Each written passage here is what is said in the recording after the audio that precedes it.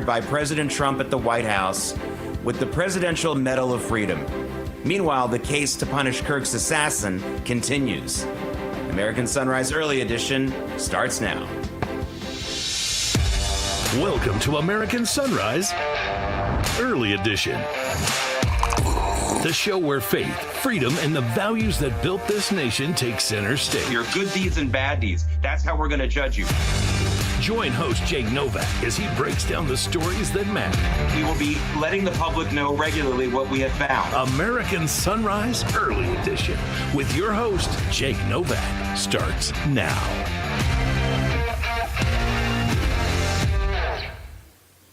Good morning, I'm Jake Novak. Welcome to this Wednesday edition of American Sunrise Early Edition. I think I have the name for the sitcom about Letitia James and that whole crew. They could call it the Shady Bunch.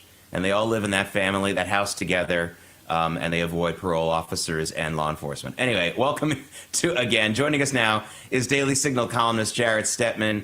Jarrett, in all seriousness, we're seeing Hamas commit some pretty awful atrocities. They're not ashamed of it. Not only are they executing their own people in Gaza en masse, they're doing it in public, then they're parading around with the dead bodies. Jarrett, when I saw the videos yesterday, I thought, oh, here are some old videos of October 7th from a couple of years ago. Isn't it great now that that's over? But it actually was a new video of them driving around in Jeeps with bodies and parading them around. Hamas is about murder, and I'm wondering, Jarrett, where are all those people who were worried about the genocide of the Palestinian people? I guess they really don't care about them. Is that a leap of faith for me? No, that would not be a leap of faith.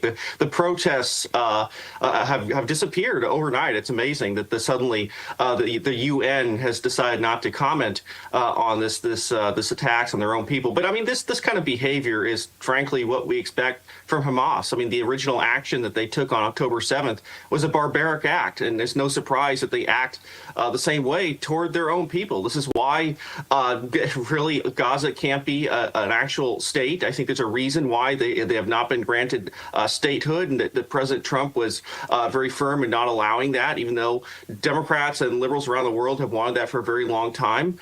So I think they're just showing themselves for what they are. It's very clear that they've been a barbaric actor from the beginning, and they're just showing that now as it comes to a conclusion.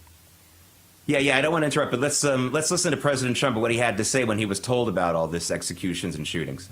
Well, they're going to disarm, and because they said they were going to disarm. And if they don't disarm, we will disarm them.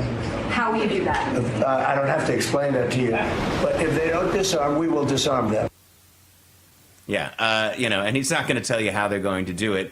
Well, they're being pretty obvious. I mean, they're driving around in the street. I got a feeling that drone strikes might happen the next time they drive around the street with a bunch of dead bodies of Palestinian people that they've killed. And somehow I don't think there's going to be any protests at Columbia or Harvard about this. No, I certainly don't think so. It's, again, it's, this deal just came to a conclusion a few days ago, and it seems like they're maybe even breaking some of the terms of it. They obviously, can't abide by that. It does suggest maybe some trouble long term for this deal. If they can't even control themselves for just a few days after this thing, how can they be trusted in the future? So we'll see going forward. Obviously, there's a lot riding on this peace deal that President Trump has been very much a part of, and I do think, as you said, there will potentially be drone strikes. I mean, I don't think they're just going to let this go, and it could keep happening as the world watches. So the UN and other actors throughout the world who are so aggressive about this may stay silent, but I don't think President Trump will. All right. Jared, I have a confession to make. Now I've got the jingle to my show in my head called The Shady Bunch about Letitia James. Here's the story of a crooked lady. I got the whole thing going. But honestly, all joking aside, as we learn more and more about this woman, we know that she has signed several fraudulent mortgage applications for years. I don't know what she means when she says she's going to fight these allegations. It's her signature on phony mortgage applications with lies on them. I really don't know what you're going to say, that someone forced her to sign it. But now we're also finding that some of her relatives, who are fugitives from justice with outstanding warrants against them, have been living in at least one of her properties. I mean, this is just incredible. Jared, this is something I've been saying for many years.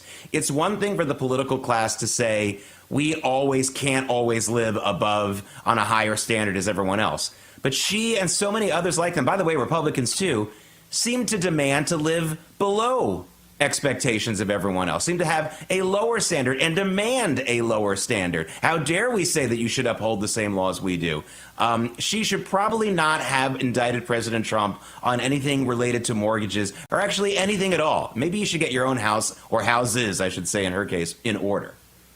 Yeah, that's one of the remarkable aspects of that. She really decided to go through with this politicized case, given all these skeletons in her closet, or in this case, nieces who were evading the law, staying at a house that she had acquired, likely illegally. I mean, it's really the brazenness of this that's so incredible. Maybe that made sense a few years ago when she thought that there'd be no repercussions for her actions. It's interesting that even she said that when you acquire loans illegally like this, that you hurt working people. I mean, is she spending her career hurting working people? Is she doing that intentionally? I mean, it's really quite incredible. And it's as I said, it's amazing that somebody with this kind of record wouldn't lay low at the very least. But no, she decided to step right into this. She thought that she would face no consequences for her actions. And for those who say that this is just, President Trump going after his enemies, well, I mean, one way or another, she made herself a very, very easy target given what's happening at that house. Yeah, I mean, look, folks, maybe she's being a little old school. My dad tells me that in the old days, there used to be personal columns in immigrant newspapers at the turn of the century, believe it or not. And they wouldn't say, hey, I'm this age, I'm attractive, or whatever. They would say something like 4 apartment houses in the Bronx is looking for a husband. So maybe that's what Letitia James is trying to do, because I know she's single. Maybe she's 6 houses with some problematic relatives are looking for a husband. All right, Jarrett, the resistance to President Trump has gone from aggressive to annoying to now it's kind of pathetic. A number of U.S. cities are not going to run this message I'm about to show you from Homeland Security Kristi Noem, explaining why things might be going a little slower at the airports. Because those airports aren't showing it, I'm going to show it to you now. Check it out. Hi, I'm Kristi Noem, the United States Secretary of Homeland Security. It is TSA's top priority to make sure that you have the most pleasant and efficient airport experience as possible while we keep you safe. However, Democrats in Congress refuse to fund the federal government, and because of this, many of our operations are impacted, and most of our TSA employees are working without pay. We will continue to do all that we can to avoid delays that will impact your travel. And our hope is that Democrats will soon recognize the importance of opening the government. You know, Jarrett, the mixed messaging on this shutdown from the Democrats is like a paper that someone wrote for a logic class that got an F- on it.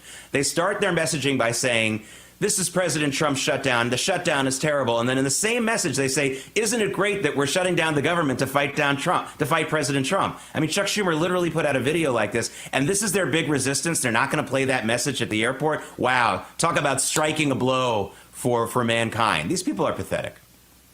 Yeah, I've never really seen the Democrat Party as a whole been in such dysfunctional mode. I mean, usually their messaging is pretty airtight with these kind of battles. They see these as victories for them, these government shutdowns. But I think this one's really going kind of haywire because they have to feed their own base this message that they're fighting President Trump. They're fighting Republicans. But, you know, at the same time, what exactly are they fighting? I mean, they've really caused this problem themselves. I saw Schumer put out something saying, well, you know, Republicans own Congress, they own the presidency, but as if he doesn't understand that Democrats have the filibuster. You have to get to 2/3 to get anything through. It's like he thinks that you're stupid for not understanding the rules of the Senate. So I think their messaging has been bad from the beginning. Obviously, they think that they're gonna have some benefits going forward, but this I think actually just highlights the dysfunction of the modern Democratic Party. They just can't even get their messaging straight on something that used to be an easy win for them in the past.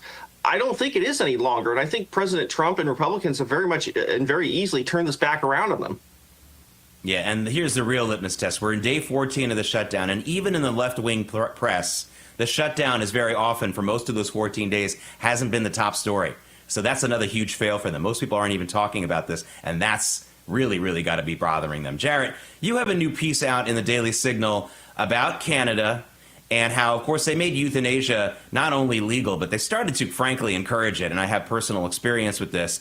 But now you say they're moving from euthanasia into full-on organ harvesting territory. Tell us a little bit about that. Yeah, it was a story that didn't get a lot of commentary last month of a man in America actually received a heart from somebody who had killed himself, really, state-assisted suicide. And the story was celebrated like, wow, look, isn't this a wonderful thing? But you can see, obviously, the pressure now in that system to start having people who have health problems essentially off themselves to give organs to other healthy people. I think it's a very disturbing thing, especially with the explosion now in assisted suicide in Canada. Now makes up in many areas 5% of total deaths. I mean, it surpasses things like heart disease and other major diseases. So I think that in Canada, you see this hurtling towards something that's incredibly disturbing, dystopian, especially when you have the state involved in suicide. There's enormous pressure now to put people, to essentially off people, especially people who may be considered a liability to the government. Instead of paying their medical bills, they're just going to have them killed and send their organs to other functioning people. It's, I think, an incredibly disturbing thing. We have a little bit of this in the United States, but haven't gone as far as Canada has. And I think it very much serves as a warning to the Western countries that this comes at an incredible cost. Yeah, and I can tell you, they're pushing certain patients, especially of a certain age, to sign papers for euthanasia. A lot of times when they're not really of sound mind. I can tell you this, it's going on. It's really, really scary. And this is the inevitable end for a lot of people on socialized medicine. Don't fool yourselves. Jared Stetman, thank you so much for joining us. Have a great rest of your week. Thank you, Jake. Coming up, there's a story out of Philadelphia that you may not have heard, but you will soon. I'll have it for you just ahead. And you do know, this is a story you do know about the Charlie Kirk Medal of Freedom ceremony. We'll discuss that as well when American Sunrise Early Edition comes right back.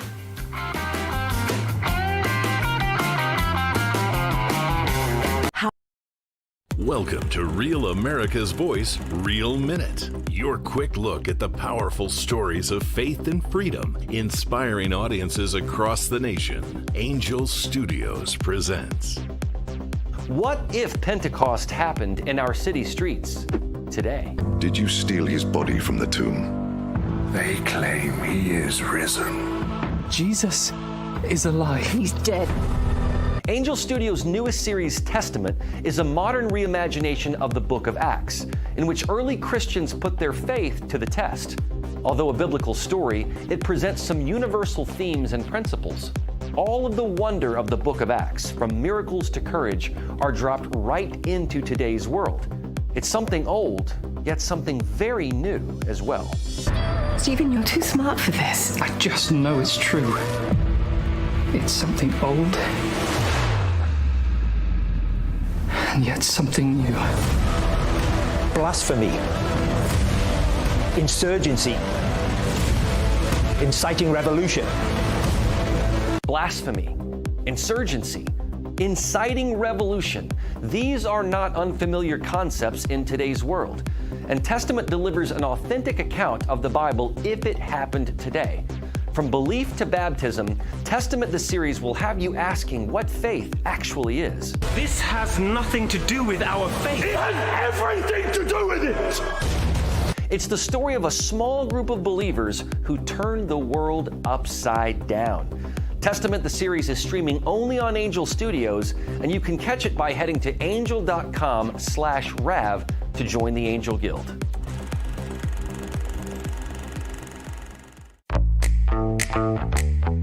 Now is the moment to put your brand in front of an engaged, loyal audience through Real America's Voice.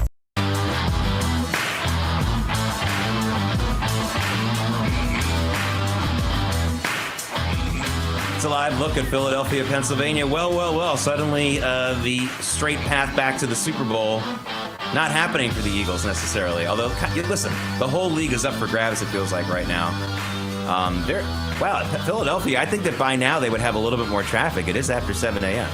Welcome back to American Sunrise Early Edition. I'm Jake Novak. Special thank you to those of you who are up and commenting, unlike the people of Philadelphia, who are awake and commenting on Getter and Rumble and on Substack and on X. I read all those comments. Thank you so much.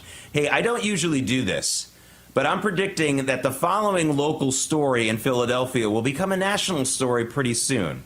A 36-year-old security guard named Yahira Melendez has been charged with murder as she and her fellow security guards were dragging out a belligerent, scary, frightening, dangerous homeless man out of an IHOP in Center City, Philadelphia. By the way, that's the fancy part of town. I mean, granted, it's a downtown, but still, real estate prices there aren't cheap. They were dragging him out, and according to some witnesses, the man spat at the female security guard, Melendez, may have done some other things, may have done something, maybe probably lunged at her gun. That's another report I'm hearing, not official yet. She shot him and killed him, and now they've charged her with murder. Now, whether this is going to turn out, as Emily Finn joins us, Real America's Voice contributor, now whether they end up finding out that this is a Daniel Penny-like situation, maybe this woman saved other lives, or it's just another case of an example of what President Trump and the rest of us have been talking about. These downtown areas have become dangerous no matter how fancy they are, no matter how high rent they are. And this situation should never have been in place in the first place. If you had a city and a police department that was allowed to arrest and keep people like this either in jail or a mental facility. Absolutely, Jake. We are so overdue for the crackdown on crime in major cities all over the country. And thank God the Trump administration is doing something to address it. But, you know, in this situation, you got to wait until the full investigation plays out, until you have all the details, until you see, you know, what actually happened. Same thing with Daniel Penny. And I think so many people jumped to conclusions with that one and tried to say that he was in the wrong. But once you actually saw the video and once you actually saw everything that happened, it told a completely different story. So to your point, Jake, yes, the bigger picture here is the crime problem that we're seeing all over the country, and we do need to address this because security guards, officers should never be in a position where they even feel like this is an option, that they have to use force like this to be able to keep themselves and the people around them safe, which is their job. Yeah, and I can tell you something. These private security guards who work at stores and at restaurants, they are not trigger happy. I mean, I can't think of very many cases where there's been a shooting like this in any major city. And believe me, there have been opportunities. People might say, well, I remember this story, that's what I remember. These are cities of millions of people. If you remember even two, it's still a drop in the bucket. I'm telling you that these people are usually very reserved. My bet is that there's going to be something much more to this story. Maybe, again, perhaps a lunging at a gun, perhaps something a lot more volatile than just than something that's being reported right now. A bittersweet story, of course, to talk about now. Many of our viewers, I know, watched late yesterday afternoon, President Trump hosting the Medal of Freedom ceremony for Charlie Kirk. Would have been his 32nd birthday yesterday. And, you know, Emily, what I'm seeing now is something really interesting. The response to his assassination, to me, it seems like, and I don't think I'm being a Pollyanna about this, it seems that usually when there's an assassination, the response is usually rage or absolute despair. And I'm just not seeing that here. There's sadness, for sure.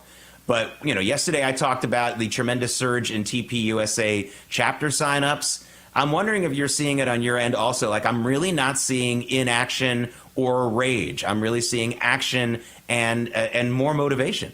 Really, the only rage and the only, you know, negative emotions that you're seeing are from the other side, Jake. You're seeing people that are celebrating the violence. You're seeing people that are trying to inspire more of this and trying to say that it was no big deal, that it was okay. That's the problem. You know, I think that it's great to see, as you said, with assassinations in this country in the past, it has definitely inspired some uprisings, some civil unrest, and you're not seeing that at all with Charlie Kirk. And I think that's a ultimate testament to who he was as a human being and what he stood for and his Christian values, his support for Jesus Christ, and living biblical values every day. And I think that that is what should be the biggest takeaway from this. And it's great that the White House and President Trump was able to honor him in that way. And I will say, we see Erica on the screen right now, Charlie Kirk's wife. I thought she did a phenomenal job, and she's been extraordinarily strong, keeping everything together since this horrible tragedy. Emily Finn, thank you so much for joining us. I really appreciate your comments. Glad to have you back after your whirlwind world tour. You should definitely have like a Where in the World is Emily Finn account on X or something like that. I like it. That's fun. Thanks, Jake. Okay. All right. Coming up, when people put real skin in the game, it's more than just talk. And a lot of skin is going into a project that could make a lot of economic and political impact. I'll explain when American Sunrise Early Edition comes right back.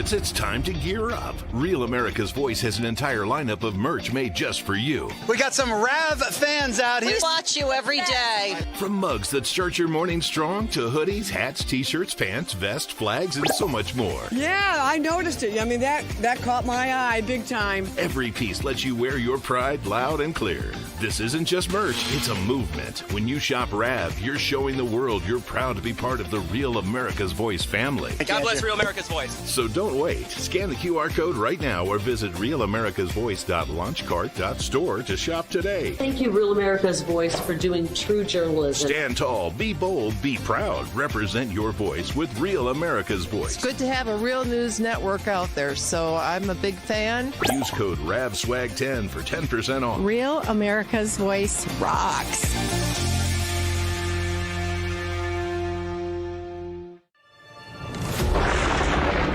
Through every storm, every moment of uncertainty, everybody needs to pray for Charlie Kirk right now. Rav has stood strong. We're not going to tolerate this stuff anymore. Turn that anger into motivation to save this nation. When we move together, there is power. The cries of this widow will echo like a battle cry. This is more than news. It's a movement. This revolution of people taking their countries back. A turning point. A chance to be part of something greater than yourself. Scan the QR code and stand with Rav. The story isn't over, and neither is your part in it. Step in. Be counted. Be heard. Together, we are Rav. We will achieve American greatness. And we are just getting started.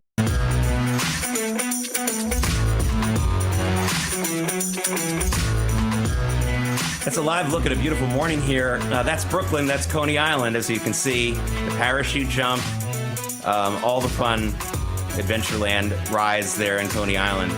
There's an old joke about how during World War II, there were German submarines that were secretly just off the water in just off the beach in Coney Island, but they sank because of the pollution. Just kidding. All right, let's take a look at where the markets will begin today. It has been a volatile few days on the stock exchanges. Big arrows upward this morning. Yesterday we had big arrows downward. Then the markets completely went up and had a big rally, and then they ended up mixed for the day. So we're all over the place, and this is because of the whole tariff battle that's been going back and forth and the fight between the U.S. and China. I'll talk about that a little bit more in a second, about the specific area that they're fighting over. But now President Trump is threatening to withhold, have an embargo, not send American cooking oil to China. And they really need cooking oil over there. You can laugh all you want, but cooking without cooking oil really stinks, by the way. So that's the latest. But the markets don't seem to be panicking too much about that. But it has been a seesaw. Make sure you check it out, because as the day goes on, things really shift really wildly. All right, let's talk a little bit about where we are right now. The continuing dispute between the U.S. and China right now is really centered on, not really cooking oil, it's centered on rare earths. You know, I had a guest on this program yesterday who reminded us that those minerals and metals actually aren't all that rare. There's nothing really rare about them. It's just that it's really hard to get them out of the earth. There's a lot of them. It's just the mining of it is expensive and takes some time. Now, because President Trump is looking to boost the U.S. mining projects, mining companies that mine rare earths and get them going faster, shares in those companies have really been moving higher just in the last few days. In the last 5 days, I'm going to name 3 of these companies so you know about them. One company is called U.S. Rare Earth. Its stock ticker symbol is USAR. Its shares are up 33% over the last 5 days. Energy Fuels, its stock ticker symbol is UUUU, 4 U's. It's up 49% in the last 5 days. And MP Materials, stock ticker symbol MP, is also up 33% over the last 5 days. Don't know if that's going to continue going higher, but these mining companies usually are very cheap. Their stocks don't trade for a lot of money, but they can be volatile, as you can see. But people who put their money into it about a week ago are feeling pretty happy right now. Hey, there's a very encouraging development I want to tell you about on the energy front. ARM Energy, ARM, is moving forward with a $2.3 billion natural gas pipeline in southeast Texas. It's a Houston-based company, of course. Its financial partner, Pacific Investment Management Company, They are getting together and backing a 236-mile Mustang Express pipeline. That's what it's called. Now, the pipeline is projected to transport up to 2.5 billion cubic feet of natural gas every single day from the Bay City area to the LNG, liquefied natural gas export hub in Port Arthur. Why is this important? Because the United States has a lot of natural gas, and we do a really good job of turning it into the liquefied version of it that can easily be shipped overseas. We can ship it to places like Eastern Europe. Hello, Vladimir Putin. We can ship it all over the world, and it's cheaper energy than a lot of these countries are dealing with now. And a lot of these countries not just pay too much for that kind of stuff, but they end up having to give political power to the countries that supply energy to them. This is a really big opportunity for an expanded energy industry here in the United States, and one that is relatively much, much cleaner than petroleum, and of course cleaner than coal. So all you greenies out there, this is about half of the emissions of those other kinds of fuels. So this should make everybody happy, which is why the Democrats are against it. Remember, Joe Biden basically tried to shut this down. But anyway, this is a great development. A lot of money going into a new pipeline, and that would really get things going for us. Speaking of pipelines, Boeing delivered in their pipeline 55 aircraft in September to their buyers. That's the most in any month for them since 2018. Now, this comes as production is getting better at Boeing after a host of safety and production price problems have been solved. They've gotten over that over there. Now, the CEO says that the company is going to increase 737 MAX production. I told you about that last week. They're going to get the 737 MAXs to 42 a month off the assembly line. That's a lot of planes. And that's going to be about from the end of the year. Boeing shares, by the way, are up 44% from a year ago today. So that's another good investment you could have made a year ago. All right, ladies and gentlemen, start your engines.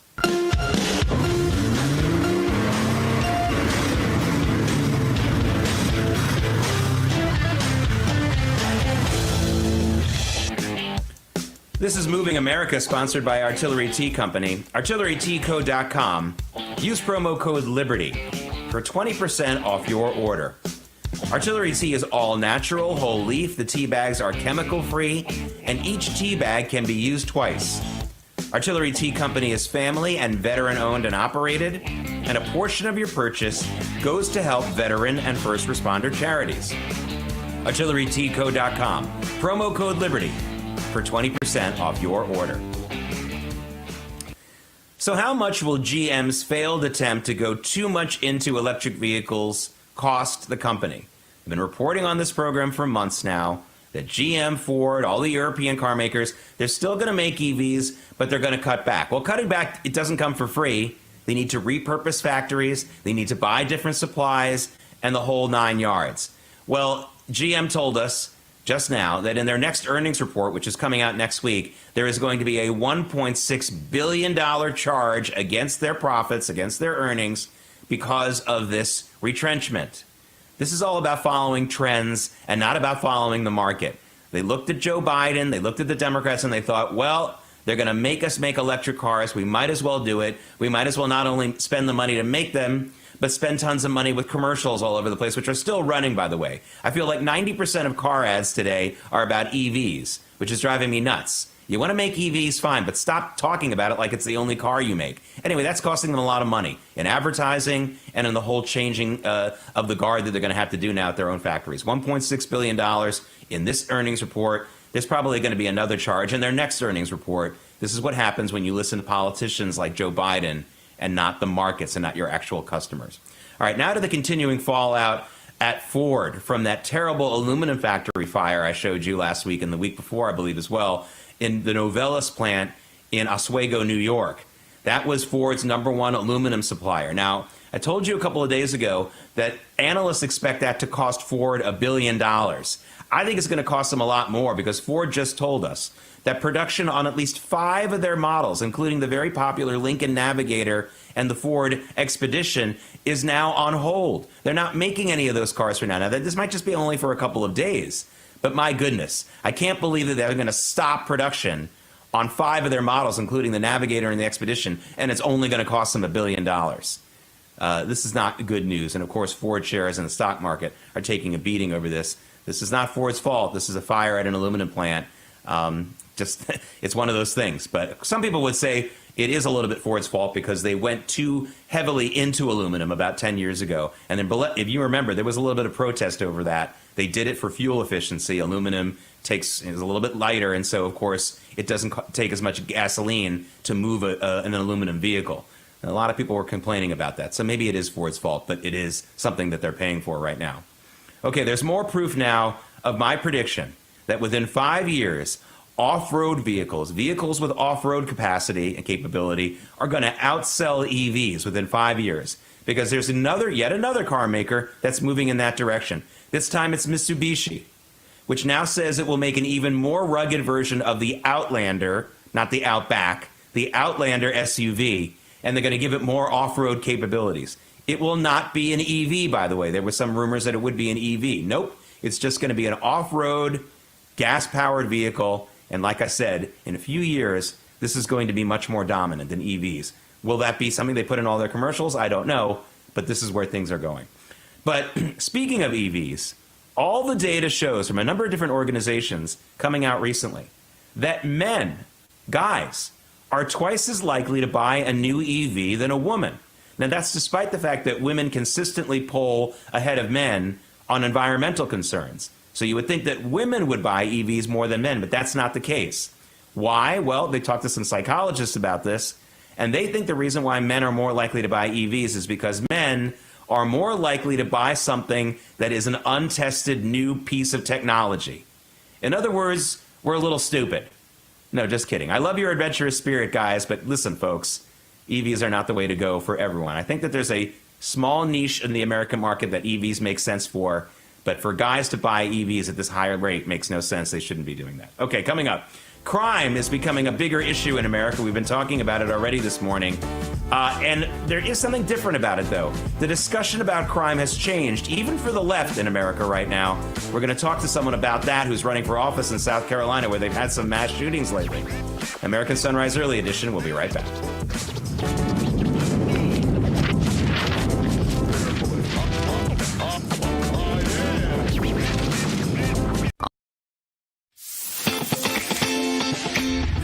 It's time to gear up. Real America's Voice has an entire lineup of merch made just for you. We got some Rav fans out here. We watch you every day. From mugs that start your morning strong to hoodies, hats, t-shirts, pants, vests, flags, and so much more. Yeah, I noticed it. I mean, that caught my eye big time. Every piece lets you wear your pride loud and clear. This isn't just merch, it's a movement. When you shop Rav, you're showing the world you're proud to be part of the Real America's Voice family. God bless Real America's Voice. So don't wait. Scan the QR code right now or visit realamericasvoice.launchcart.store to shop today. Thank you, Real America's Voice, for doing true journalism. Stand tall, be bold, be proud. Represent your voice with Real America's Voice. It's good to have a real news network out there, so I'm a big fan. Use code RAVSWAG10 for 10% off. Real America's Voice rocks.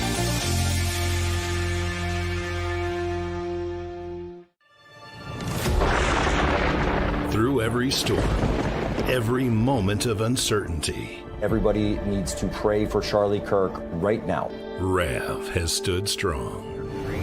We're not going to tolerate this stuff anymore. Turn that anger into motivation to save this nation. When we move together, there is power. The cries of this widow will echo like a battle cry. This is more than news. It's a movement. This revolution of people taking their countries back. A turning point. A chance to be part of something greater than yourself. Scan the QR code and stand with Rav. The story isn't over, and neither is your part in it. Step in. Be counted. Be heard. Together, we are Rav. We will achieve American greatness. And we are just getting started. It's Wednesday, October 15th. Here are this morning's top stories. Israel pulls out and Hamas comes right back in and starts mass public executions of their own people. The President Trump says Hamas will disarm or it will be disarmed. I'm thinking drone strikes. How about you? The U.S.-China trade wars are blowing up again. They're fighting about rare earths, but the latest weapon the U.S. is going to use against China is, wait for it, cooking oil. Hey, laugh all you want, but just try living without cooking oil. I don't want that. living is a lot easier when you're related to a crooked state attorney general. It appears one of the properties that New York AG Letitia James misrepresented on her many mortgage applications is home to not one, but two of her fugitive from justice relatives. Is this the news or a sitcom premise? By the way, the sitcom title would be The Shady Bunch. And on what would have been his 32nd birthday, Charlie Kirk is honored by President Trump at the White House with the Presidential Medal of Freedom. Meanwhile, the case to punish Kirk's assassin continues, and so do the rising number of TPUSA chapters in America. American Sunrise Early Edition continues now.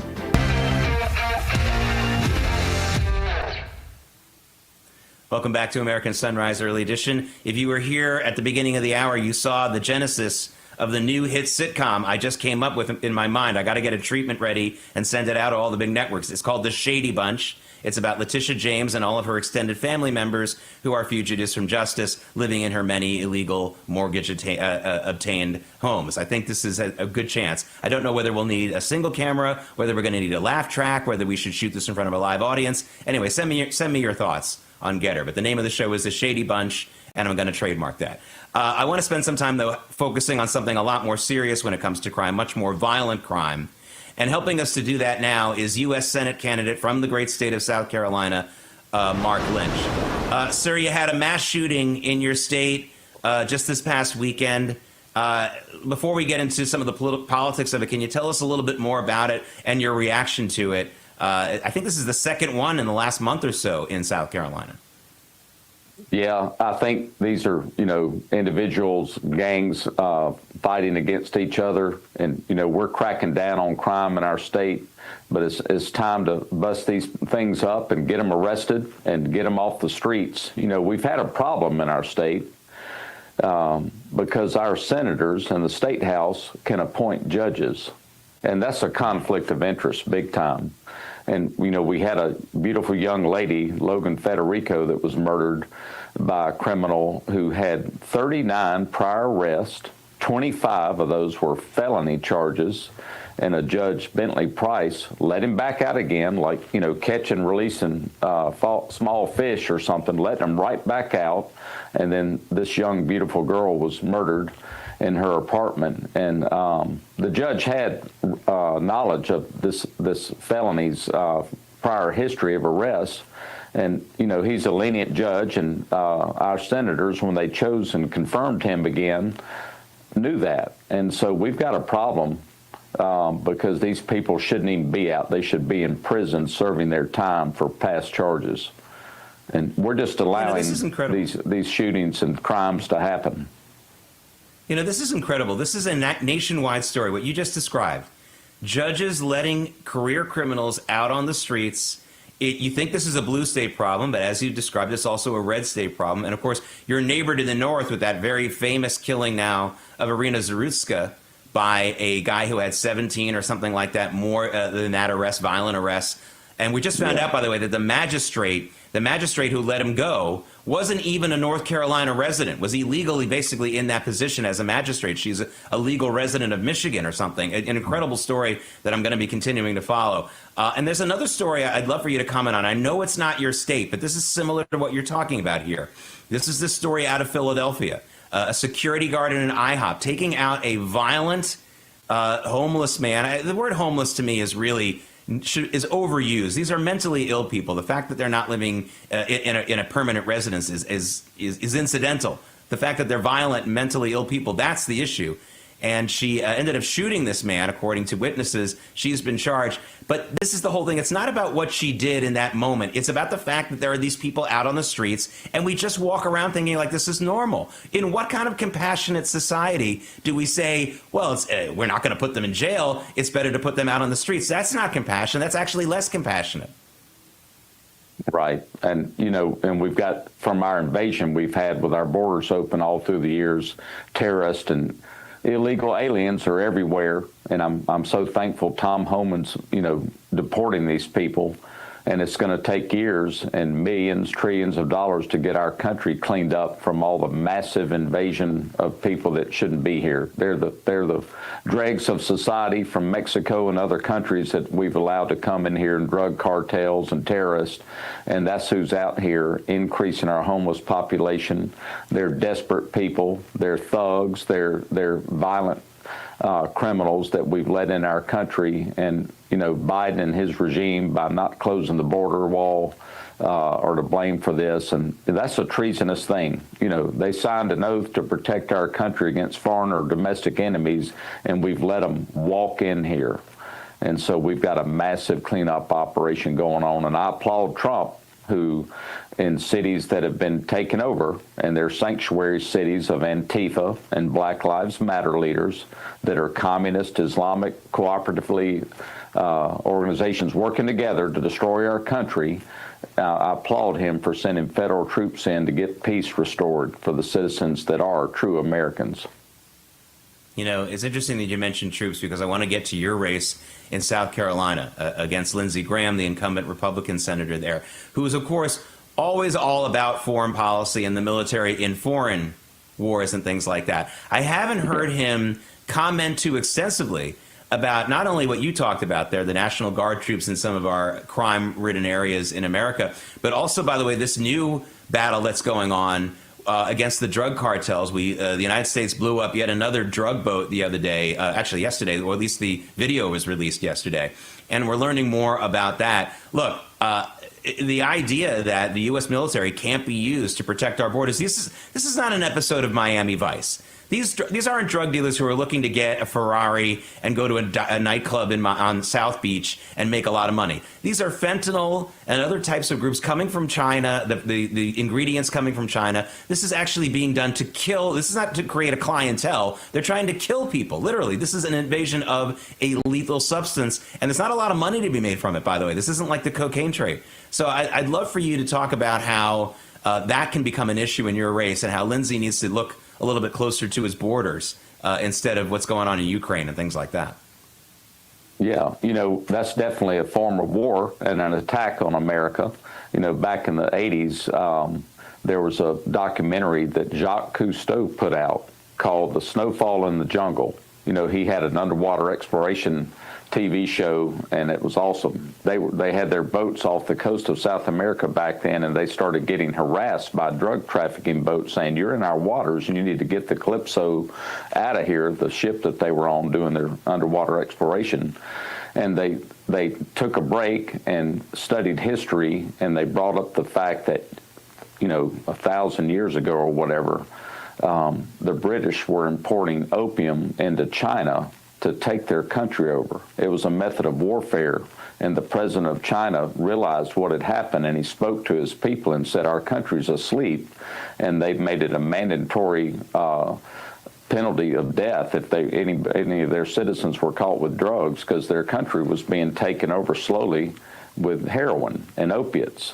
And they interviewed the cocaine growers down in South America, and they said, "Yep, the war is on. Our cultural drug, cocaine, we're shipping into America on purpose to overthrow it, because America's destroying our country with their imperialism, and we're going to destroy theirs with our cultural drug, cocaine. The war is on."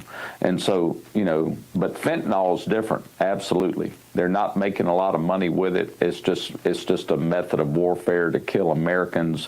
And, you know, our President Trump understands that, and he's stopping that the way he is, and we need to stop it. Our children are our greatest assets in this country, and it's just they're all about killing the children. It's not about having fun or partying. It's about killing our people, and so we got to bring it back to them, and we've got to stop it and resist this at whatever level it takes. Yeah, and I have to underline something that I've been saying for many weeks now. The fact is that we're also being incredibly open and transparent about this. Tom Clancy wrote a famous book, Clear and Present Danger, a fictional situation about a president who was doing all these things against the drug cartels in South America, but secretly and illegally, because it wasn't told to the American public. this is already the most accountable and transparent president of all time. He tells, not only does he tell us what he's doing, he tells us what he's thinking all the time. And some people think he should stop doing that. But all joking aside, this is incredibly transparent, sir. This is absolutely something that the president is telling us. And as long as that's the case, I'm fine with that. Wanted to ask you one more question, though, about Lindsey Graham, because this is an interesting issue that a lot of people don't talk about enough when there's a campaign against an incumbent. The argument for an incumbent, however bad they might be sometimes, is like, well, he or she has a lot of seniority. They can get a lot more things for our state. Maybe we'll swallow this guy for another few years. But you know what? I'm noticing that Lindsey Graham, who seemed to be a much more influential senator during President Trump's first term, he seems to be much more like a backbencher right now. I don't know if you're getting your money's worth out of this guy anymore. No, and Jake, he's a senior imposter. He's a senior at treason. He's a senior authority at doing everything that's opposite of what I would do. And he's a senior at being good at everything Lindsey first instead of America first. And so he's really too entrenched in the network of evil in our country. And he's coming back to the right now, like he's a good Republican, and he's going to honor his oath and defend America and all these things. He's talking all the right stuff, but he doesn't do it, and everybody knows that. And our polling showed that 60% of South Carolinians are ready for a businessman, not a career politician, and definitely not another attorney. And 57% of South Carolinians said they would never vote for him again because they're on to his games. They've seen the patterns. They know he's lying, and he's just moving to the right now that he's got a viable challenger to take him out. And they're tired of that. And the biggest thing we hear all the time is we need term limits, and I'm for that because he's been in there over 30 years. And if that alone was all there was, it's time to change him out and get somebody fresh that comes in with new ideas and a new vision for the state and for America that'll be America first and be a true conservative Republican. That's what our state demands, and that's what they're going to get with me. All right, Mark Lynch from South Carolina, running for U.S. Senate. We're going to check back in with you in a few more weeks. Thank you so much for joining us. Thank you. Thank you, Jake. Everybody, buy gold and get free silver. That's right. For every $5,000 purchased from Birch Gold Group, if you do it this month in advance of Veterans Day, they will send you a free patriotic silver round coin that commemorates the Gadsden and American flags. This is it. They sent me one, by the way. It's a very nice piece. You can see it here. Look, this is a piece of silver, and it's really nice. But let's also talk about the fact that gold is up over 40% since the beginning of the year. And Birch Gold can help you own it by converting an existing IRA or 401k into a tax-sheltered IRA and physical gold. Plus, they'll send you free silver, honoring our veterans on qualifying purchases. And if you're current or former military, Birch Gold has a special offer for you. They are waiving custodial fees for the first year on any investments of any amount. With an A+ rating with the Better Business Bureau and tens of thousands of happy customers, many of which are my listeners and my viewers, I encourage you to diversify your savings into gold. Text America to the number 989898 for a free info kit and to claim your eligibility for free silver with qualifying purchases before the end of the month. Again, America. Text it to 989898. Do it today. Coming up, there's something that's come down more than even gasoline prices over the last few months. And it seems to prove a point about how some people have been using mind games on our children. David Brody and I will discuss when American Sunrise Early Edition comes right back.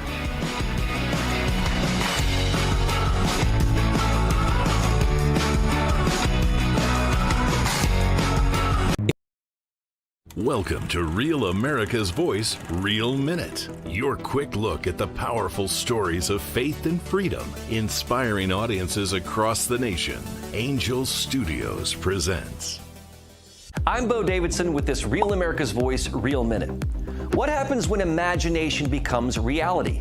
That is the theme of Angel Studios' new release, Sketch. Amber, you're incredibly creative. Here's the thing. Life is all about balancing the good and the bad. If you don't carry the good with you too, then it's just going to make the bad stronger.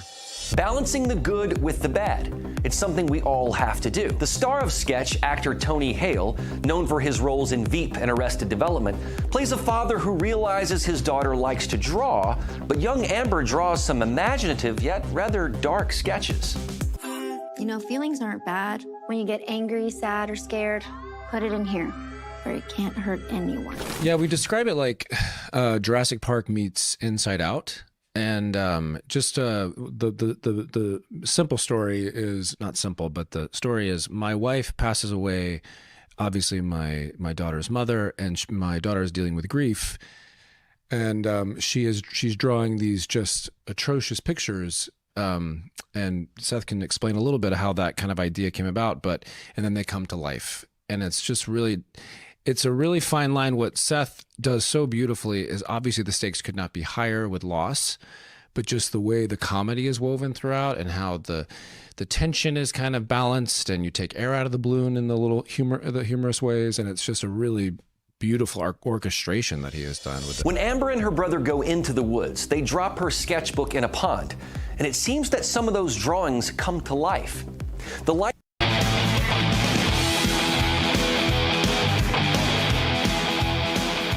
Oh, we never get this look at the White House in one. This is a nice shot with a little sun, a little shade, side view of the White House. Nice. Welcome back to American Sunrise Early Edition. During the break, I've been singing the theme to the Shady Bunch about Tish James.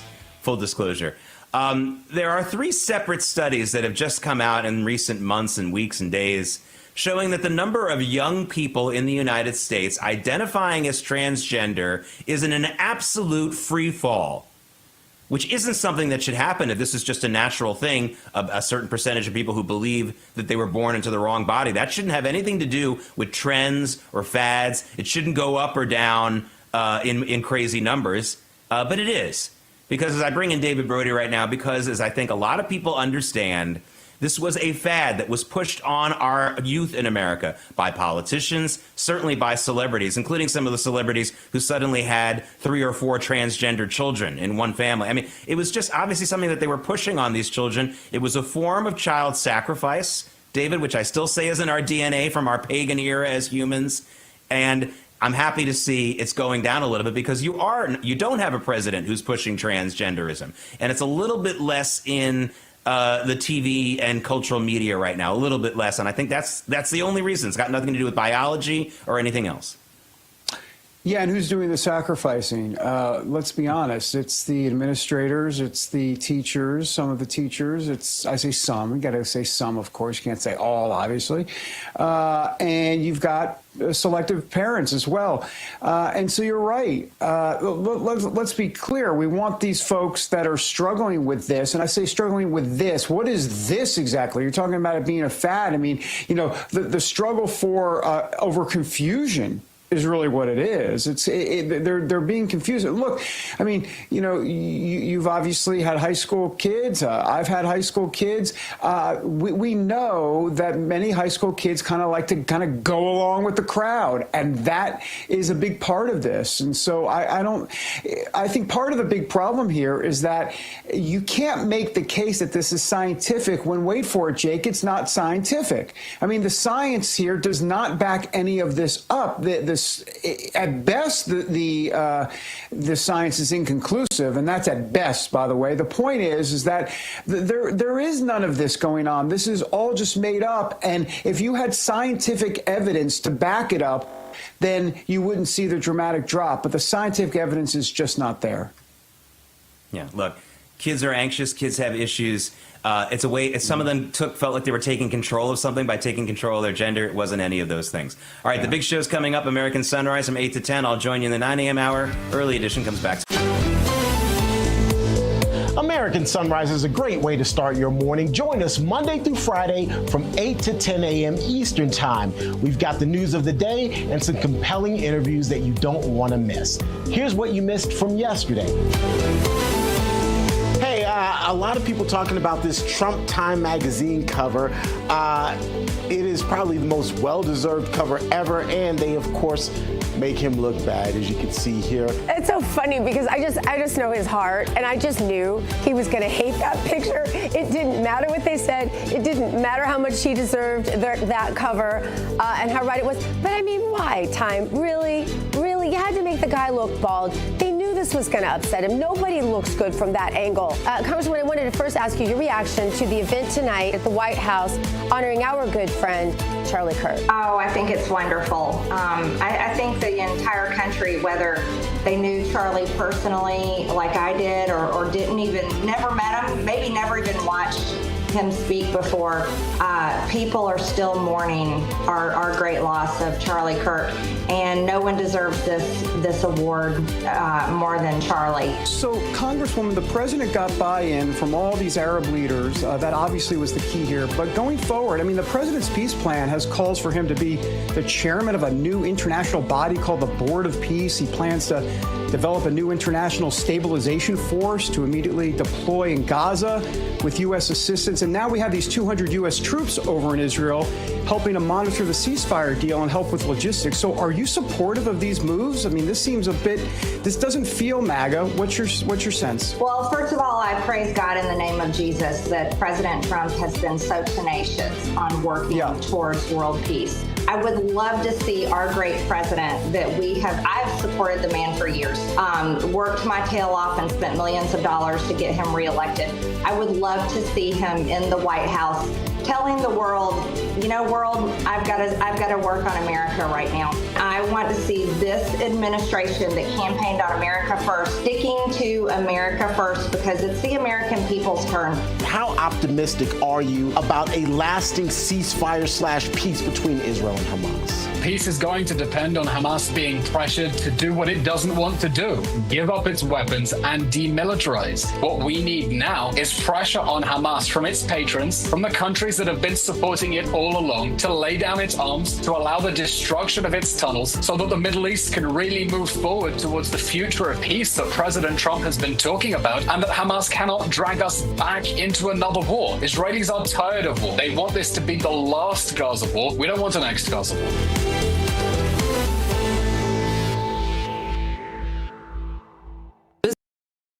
Welcome to Real America's Voice, Real Minute. Your quick look at the powerful stories of faith and freedom, inspiring audiences across the nation.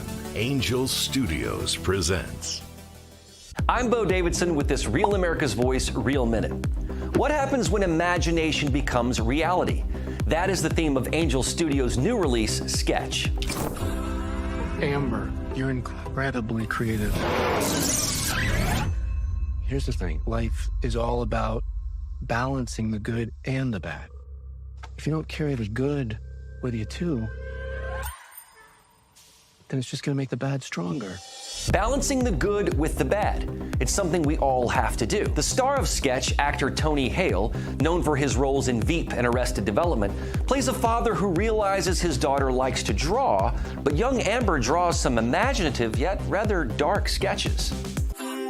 Feelings aren't bad. When you get angry, sad, or scared, put it in here, where it can't hurt anyone. Yeah, we describe it like Jurassic Park meets Inside Out. And the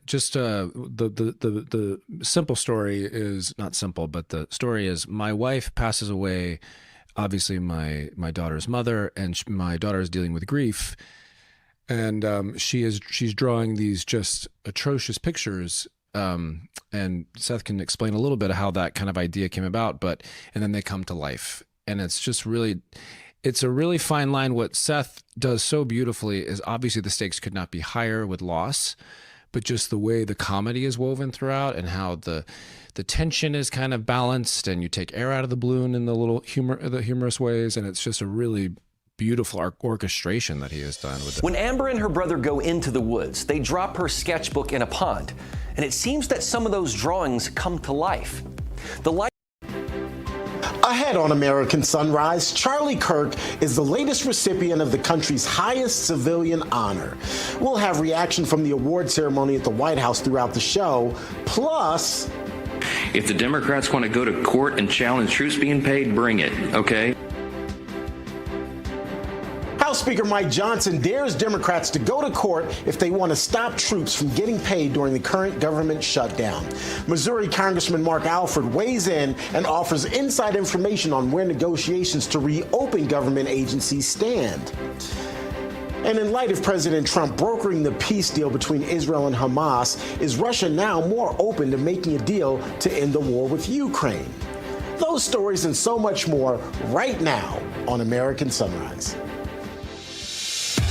Good morning, America. Welcome to American Sunrise. Whether it's culture, we have breaking news to share with you. Politics. President Trump is joining us live now from Florida. We've got you covered. This is what it looks like to be a patriot. We have to protect the American family. The American dream is still alive. I'm David Brody. I'm Terrance. And I'm Dr. Gina. Good morning. I'm Dr. Gina. We are live with you from the Palm Beaches. Let's bring in David Brody. He's in Washington, D.C., and Terrance Bates is in our Denver newsroom. Good morning, guys. I want to ask you, like every single morning, about the fall, because I miss the fall. I got to see it in Pennsylvania this weekend, the little yellow leaves falling off the trees. I'm so jealous of that. I can't believe how much I miss it. It's my favorite season. My favorite season. I like the aesthetics of the fall, but I don't like the work that comes with. And here's the thing, Doctor. I swear to God, I thought of you yesterday. So Tamara, my wife, was like, "Hey, I'm buying us a tree, and I'm going to plant a tree because there's not enough shade in our front yard, and it's killing our grass in the summertime. I'm going to plant a tree." And I was just like, that just means it's more leaves for me to rake this summer. I'm going to come help you rake those I can't leaves. say no. I can't say no because that was going to be a whole different conversation that I didn't feel like having. But in my mind, I was like, this is just more work for me in the long run. Anyway, good morning, you guys. Evergreen. Get an evergreen tree. You live in Colorado. They don't drop leaves. Is that true? Okay. Problem solved. Okay, I'll have to talk to her about that, but she's already purchased the one tree, so that might make another one. Anyway, guys, let's talk about Charlie Kirk, obviously being conferred the Presidential Medal of Freedom at the White House yesterday. Huge ceremony. His wife, Erica, accepted the award on his behalf, and here's some of what President Trump had to say during that ceremony. 1 month after Charlie's death, we still feel the terrible shock and the pain of his loss like just about nobody I can think of. Charlie Kirk was one of a kind. He was unstoppable, and he really was. Boy, when he had an idea in his head, he would call me, "Sir, please, you haven't done it yet." I said, "Charlie, relax. Just relax." He didn't relax. He'd call me the next day again. It got it done. But he was like indomitable and always will be. He's really irreplaceable. Nobody can replace him.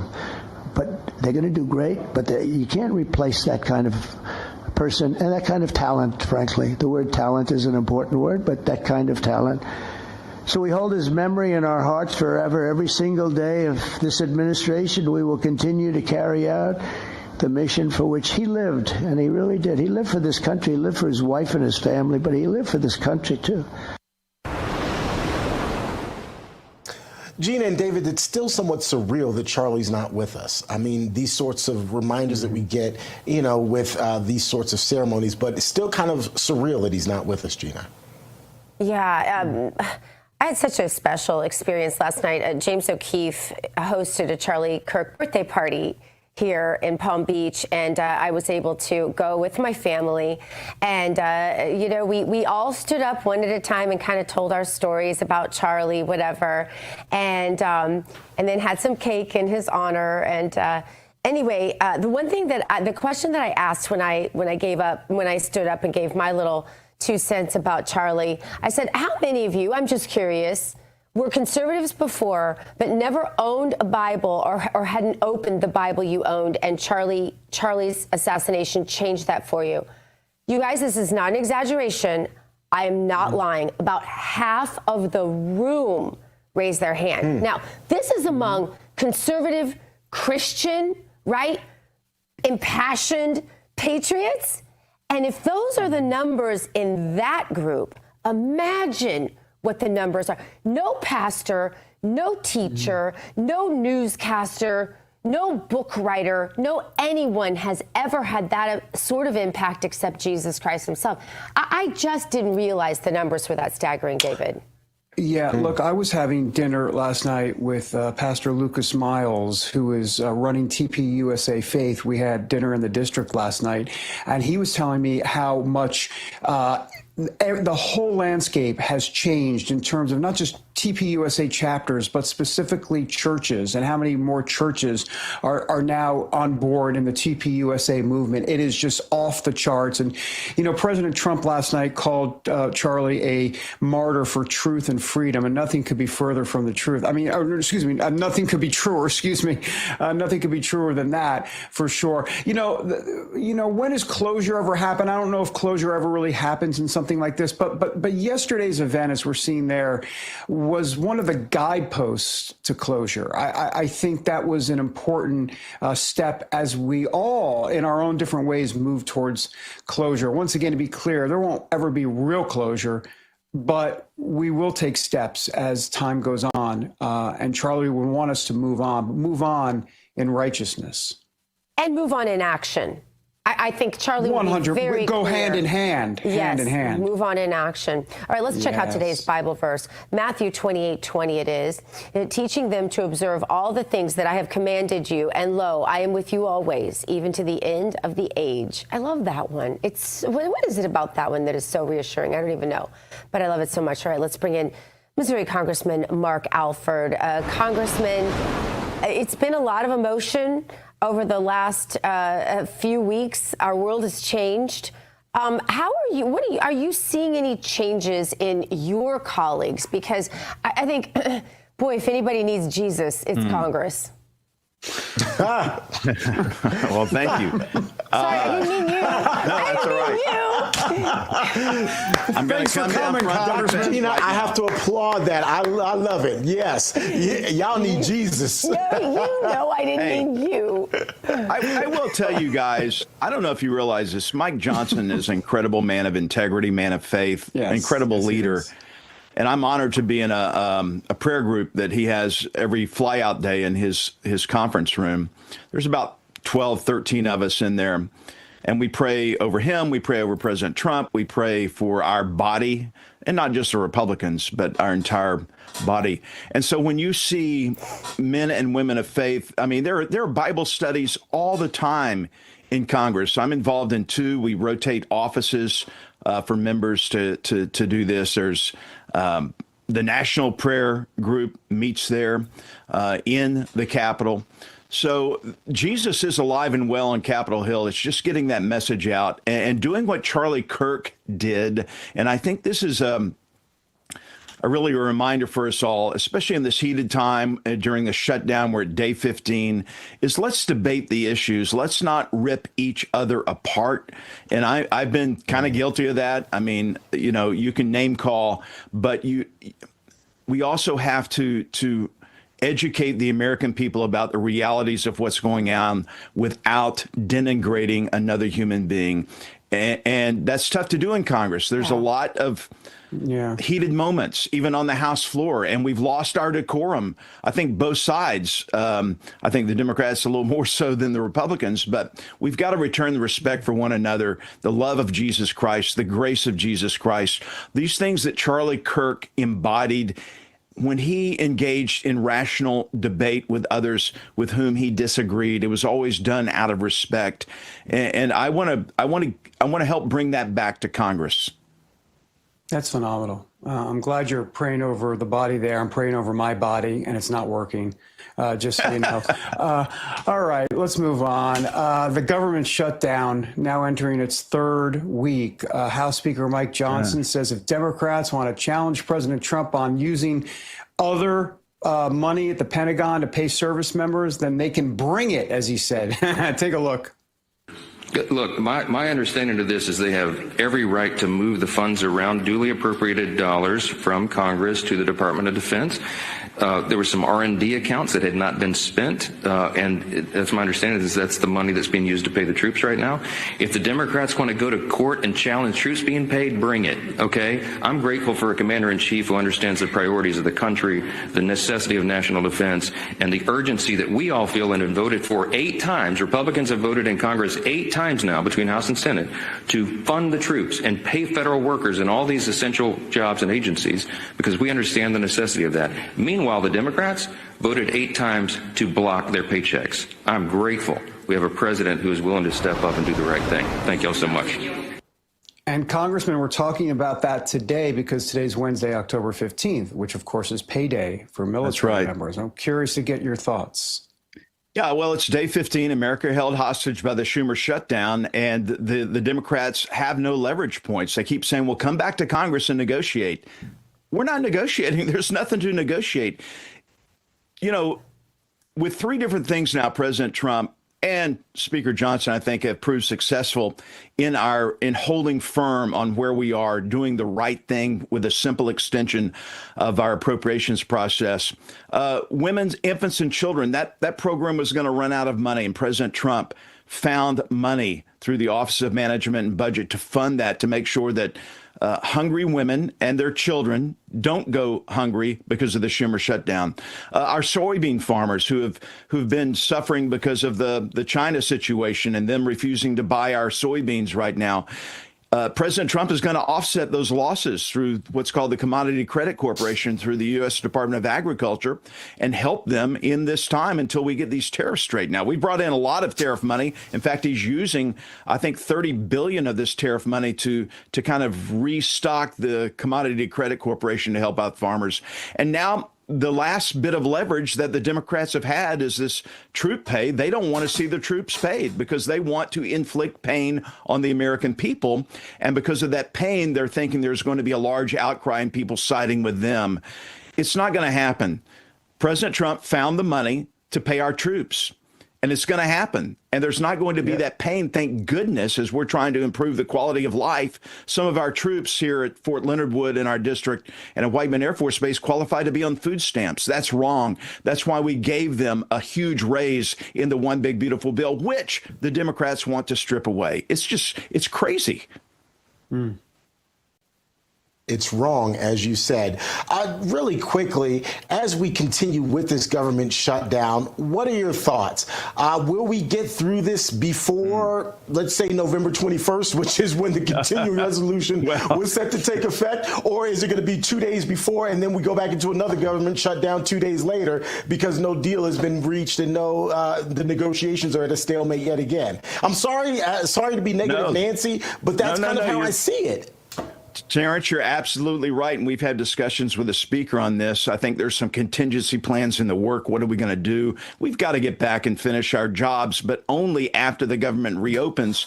We've gotten all 12 appropriation bills out of committee. That was hard work. I wish you guys could have been there, and the time and the energy it took to fend off the Democrats on some of these woke progressive ideas they wanted to stick back in the federal government as we continue to make cuts in every department except Department of Defense, Homeland Security, and military construction, VA. We are making the cuts. We're getting back to regular order. They're standing in our way. We are out every day. I'm about to leave again to go visit some more rural hospitals. The Democrats are trying to take away this $50 billion, the Rural Health Transformation Fund, where we're helping our rural hospitals stay open and meet some of the challenges they face as we kick people off of Medicaid who never should have been there in the first place. And yes, including illegal aliens, which they deny that's happening. It has happened, and they want them back. We're doing our job. I think my wife is getting a little sick of me being at home. So maybe she can go talk to Chuck Schumer and say, Mr. Schumer, tear down this wall. How many days has it been, Congressman? It's day 15. Day 15. Yeah. So if our government can shut down for 15 days and you walk out on that street right now and your average person has felt nothing, and if they even know it happened. Exactly. Maybe we know where to cut. That's exactly right. 2 cents. I started out as not strong as I finished, didn't I? All right, Congressman Alford, thank you so much for your time. Thank you. And by the way, Terrance, you were rocking the ascot today, my man. Yeah, rocks the ascot. That is beautiful. Correct. You need a yellow one, though. Thank you. Tried something a little different today. I love it. Thurston Howell III, take care. You just dated yourself. Thank you, Congressman. Best show. All right. Thank you so much. All right, coming up, we're going to check out the hottest headlines from the Rap Newsroom with T. Bates in the ascot with a pink on it. So stay with us.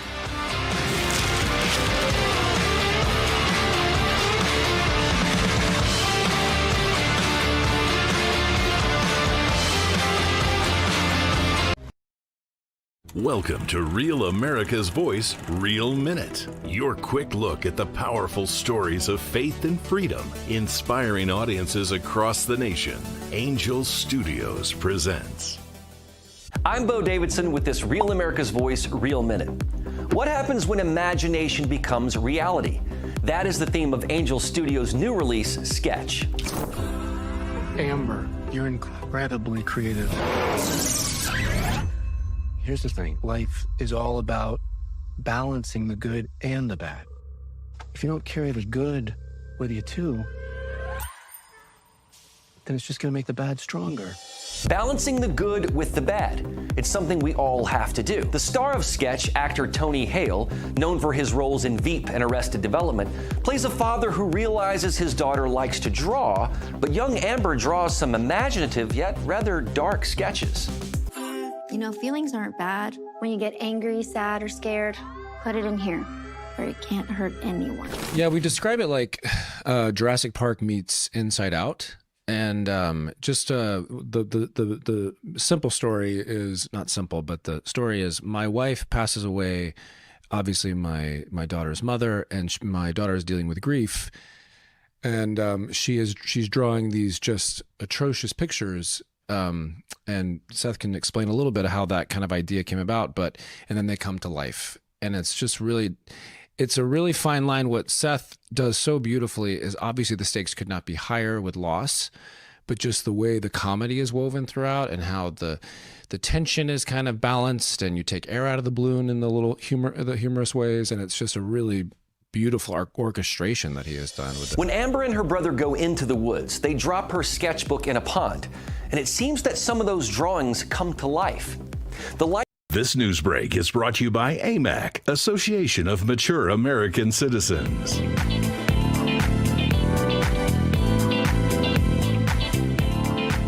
You know, there's something about that shot at the White House with the sun shining, where President Trump back in the White House. That's all you need to know. Otherwise, that shot would be clouds, thunder, rain, and the Biden administration. But the sun is shining, everybody. Welcome back to American Sunrise. I'm David Brody. Coming up, the tenuous peace plan in the Middle East. Hostages released. However, there's a bit of a hiccup. We'll talk about it here in a moment. First, though, T. Bates standing by with the latest headlines from the Real America's Voice newsroom, sponsored by AMAC. The Association of Mature American Citizens is the conservative voice for Americans 50 and older. AMAC is fighting for the values that you hold dear. Join today. Together, we can write the course of America. President Trump will hold a joint news conference with FBI Director Kash Patel at the White House today. At this point, there's no word what the two plan to discuss, but we are working our sources and we'll update you as soon as we know. In the meantime, President Trump is out with this video we're getting ready to show you, showing a missile strike on what the commander-in-chief describes as a, quote, vessel affiliated with the designated terrorist organization conducting narco trafficking off the coast of Venezuela. We'll try to get you the actual video of that blast. The president confirms that 6 men on board were killed and no U.S. forces were hurt. The video was posted on Tuesday, marking the administration's 6th bombing of an alleged drug boat. The attack happened in international waters. Intelligence reportedly confirmed the boat was trafficking narcotics. President Trump blames the Venezuelan government, specifically its president, Nicolas Maduro, for facilitating drug and people smuggling in that region. We'll, of course, have more headlines coming your way in just a minute. But first, let's get with meteorologist Tracy Anthony for a quick check of your nationwide forecast. Tracy, I want to play a quick game with you. Let's see if you can name this tune. Hold on. Okay. Oh, I didn't mean to play the actual lyrics. Well, that was a bust. So the song is called "It Never Rains in Southern California." It's by Tony. And I think they're liars now because it did in fact rain in Southern California pretty significantly. You know what? Exactly. I've never heard that song. I'm going to look it up after this so I can listen to it in full. But definitely, we had record rain throughout the day yesterday in California, and Hollywood in particular broke a daily rainfall record. Now, they also hadn't had a severe thunderstorm watch issued for LA County since 2008. So it had been a long time, yes. We were talking about, how old we were, what grade we were in back in 2008. And so LA definitely had some big impacts. So record rain throughout Hollywood, picking up over 2 inches. So that's unheard of. We also had our first tornado outlook since 2023. So very impressive. We're going to continue to have the chance for some rain, but it's lifting to the north. So LA is going to be in the clear, at least for the remainder of the day today. Now, temperature-wise across the country, we're still going to be a little on the cooler side out across the Intermountain West, but still hot across the South Central. Temperatures 10-15 degrees above average. Areas like Dallas getting up to 88 degrees, and then the northern tier of the country's cooling down. But I will have more on where else we're going to be bracing for some winter moisture here in the next hour, Terrance. Tracy, we're not coming back to you in the next hour. You took a shot. You said in 2008, you were talking about how old you are and what grade you were in. Let me just tell you, sister girl, Terrance Bates here was full out adulting, kids, mortgages, and all. Mortgages and all. Don't ask Adrian then what grade he was in. Oh, my God, my feelings are hurt. Tracy, it's always good to talk to you. We will, in fact, check back with you next hour.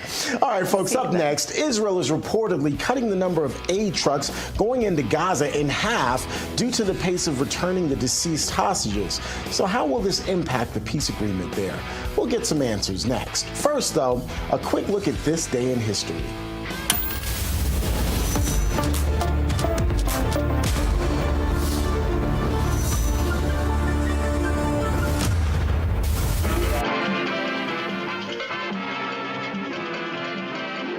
It was on this date back in 1951 that the first edition or episode of I Love Lucy aired and soon became one of the most popular television and comedy series ever. It, of course, starred Lucille Ball and her real-life husband, Desi Arnaz.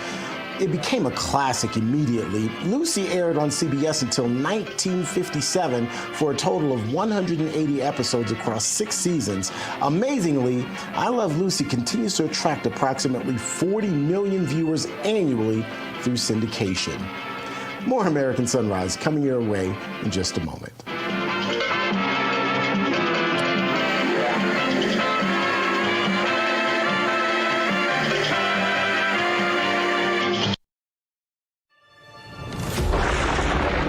Through every storm, every moment of uncertainty, everybody needs to pray for Charlie Kirk right now. Rev has stood strong. We're not going to tolerate this stuff anymore. Turn that anger into motivation to save this nation. When we move together, there is power. The cries of this widow will echo like a battle cry. This is more than news. It's a movement. This revolution of people taking their countries back. A turning point. A chance to be part of something greater than yourself. Scan the QR code and stand with Rev. The story isn't over, and neither is your part in it. Step in. Be counted. Be heard. Together, we are Rev. We will achieve American greatness. And we are just getting started.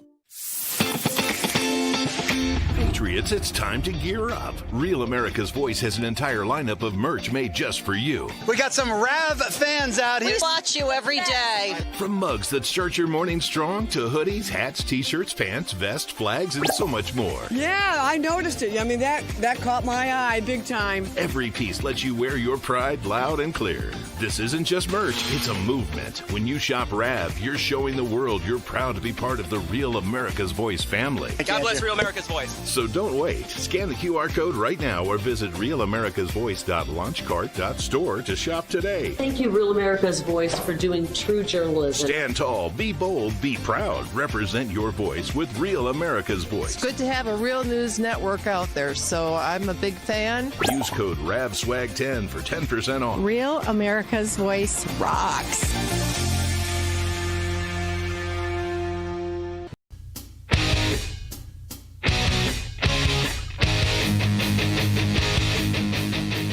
Seaside Heights, New Jersey. Where's Snooki? I'm looking for Snooki. I don't see Snooki. And is that Snooki on the screen? Or is that a bug? All right, whatever. Welcome back, everybody, to American Sunrise. Israel says it has received the bodies of more deceased hostages. Now, this comes after Israel received the first 4 bodies from Hamas. As part of the agreement, Hamas released all remaining living hostages and now has to turn over the remains of those who died. So for more, let's bring in retired Navy SEAL officer Mike Sorelli. Mike, good to have you here on the show. So the toll right now, or the tally, I should say, is that Hamas has returned 7 of the 20 dead hostages. But now Israel says one of the hostages that they returned is not a hostage at all. It's actually a dead Palestinian. So now Israel is restricting some of the aid going into Gaza. This thing is already starting to spiral a little bit. I'm sure they'll figure it out eventually, but Hamas is going to play games. They're not going to disarm. Then President Trump said yesterday there at the White House that, we're going to get Hamas to disarm, and if we have to, the United States will disarm Hamas. Really? How's the United States going to disarm Hamas without boots on the ground? Someone needs to explain all this to me. I'm not happy, by the way. Good morning, Mike. Good morning. I hate to tell you I told you so. We've been talking about this. This next part is going to be a little bit of a quagmire. What I mean by that is, to your point, each of the bodies that are given to the Israelis are going to have to go through forensic analysis to confirm that they are in fact the hostages. And it's going to be this back and forth. But let me give you guys a different perspective. Do you think that Hamas is probably good at record keeping while they're being hunted by Israel? Or maybe the guy that knows where they buried a hostage maybe was killed by Israeli forces in combat. So this was going to be problematic. And there's a consequence for inaction. And that is what Israel's doing with restriction on aid. Mike, I think one of the I feel like I need to, David and Terrance, talk about what we talked about on our call this morning. And I think it's very important to understand that what our executive producer pointed out to us this morning, which I knew, but I'd kind of forgotten, and that is how important it is to the Jewish people to receive bodies back. This is really sacred. You know, some people are like, especially, I know some Christian groups, different churches and things, you know, once you're dead, you know, I don't care, scatter me around, do whatever, I don't care, I'm dead, I'm gone. My mom was like that, she didn't care. But to the Jewish people and in the Jewish tradition, not keeping track of and giving back the bodies, it's a special disrespect. You're absolutely correct. Yeah. And actually, in Islam, it is vitally important to bury their dead within 24 hours following proper procedure. So, you know, what I'll say here is what you rob of these families that are waiting to confirm their deceased loved ones is a little bit of closure. Do they ever get full closure? Absolutely not. But if they follow the practices according to their religion to bury their loved ones, it does give them a little peace of mind. And that's vitally important to the Israeli people and the nation. And this is why this is going to be problematic probably for the next month or so. Yeah. Thanks. Mike, it is a victory for the White House and for President Trump in particular, having brokered this peace/ceasefire, whatever kind of deal you want to call it, and getting the hostages returned. Obviously, yes, there's still a lot of work left in order to maintain this peace/ceasefire and move the Middle East and Israel and Hamas forward.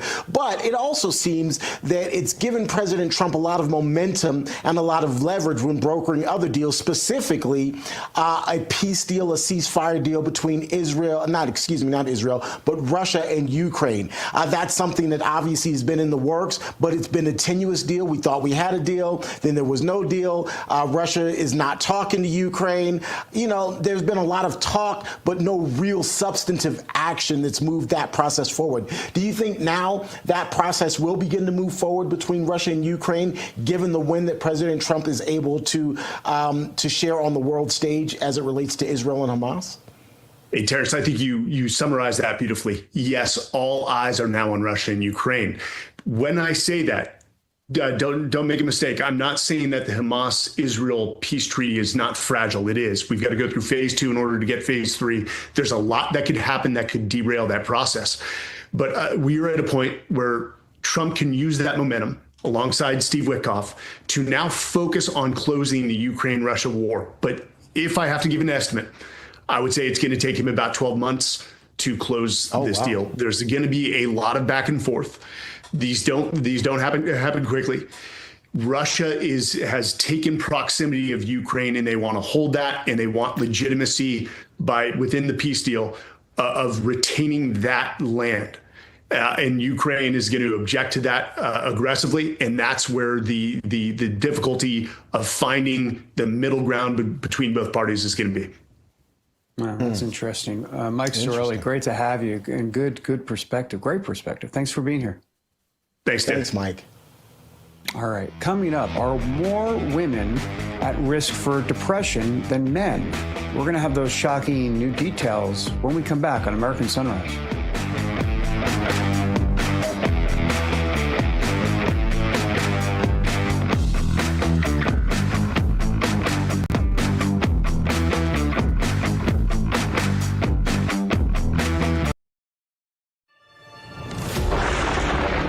Through every storm, every moment of uncertainty, Everybody needs to pray for Charlie Kirk right now. Rav has stood strong. We're not going to tolerate this stuff anymore. Turn that anger into motivation to save this nation. When we move together, there is power. The cries of this widow will echo like a battle cry. This is more than news. It's a movement. This revolution of people taking their countries back. A turning point. A chance to be part of something greater than yourself. Scan the QR code and stand with Rav. The story isn't over, and neither is your part in it. Step in, be counted, be heard. Together, we are Rav. We will achieve American greatness. And we are just getting started.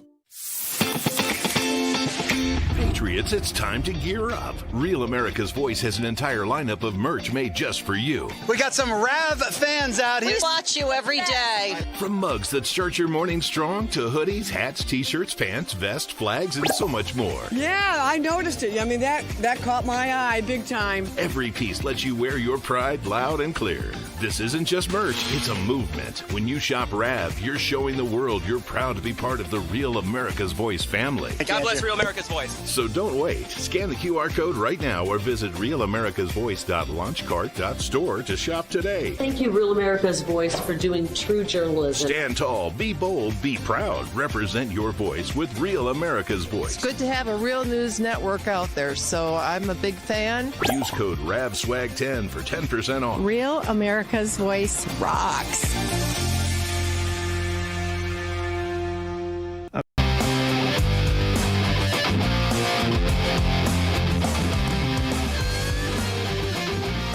Welcome back to American Sunrise. I'm Dr. Gina. That is a bleak look at New York City. I see some sun over on the horizon. We are so glad you joined us. You are the sun on our horizon. It is time now for today's health news. It is sponsored by the Wellness Company. And under the microscope today, women facing a greater risk of depression than men. New research published in Nature Communications found that women have nearly twice as many genetic markers linked to depression. These findings showed that there are roughly 7,000 DNA changes tied to depression in both men and women, and another 6,000 that are present just in women. The research also found out that depression related to genes in women are more so tied to metabolic traits, which show other symptoms like weight changes and altered energy levels can affect depression. Not very surprising. Also, I would think pregnancy would be out. I guess you can say that's hormonal. But you do hear this a lot, certainly. A new administration in Washington, D.C. has brought a lot of positive changes when it comes to fixing our healthcare system.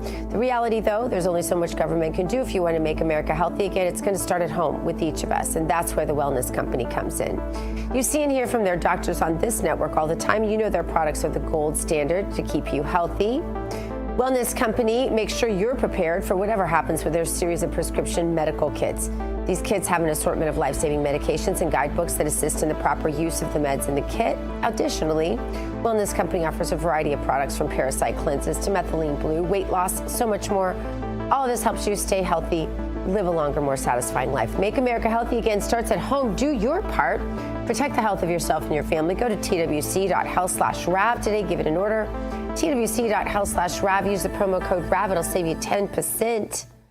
I'm a little jealous David gets to do this interview because I love Dave Bratton, Liberty University, and their CEO Summit. I've been many times, but you get to do it, David. Here you go. Take it away. Thank you, Gina. We can fight over it if you'd like on the air live. It would be a good viral moment. Should we do that? No, let's not do that. We better not. We like each other, I think. Go get we it, like David you. Brody. Okay, sorry. I digress. Starting today, Liberty University is kicking off its annual CEO Summit. Some of the notable speakers on hand will be AOC, just kidding, former UK Prime Minister Liz Truss, President Trump's former National Security Advisor Michael Flynn, and former NFL player Jack Brewer.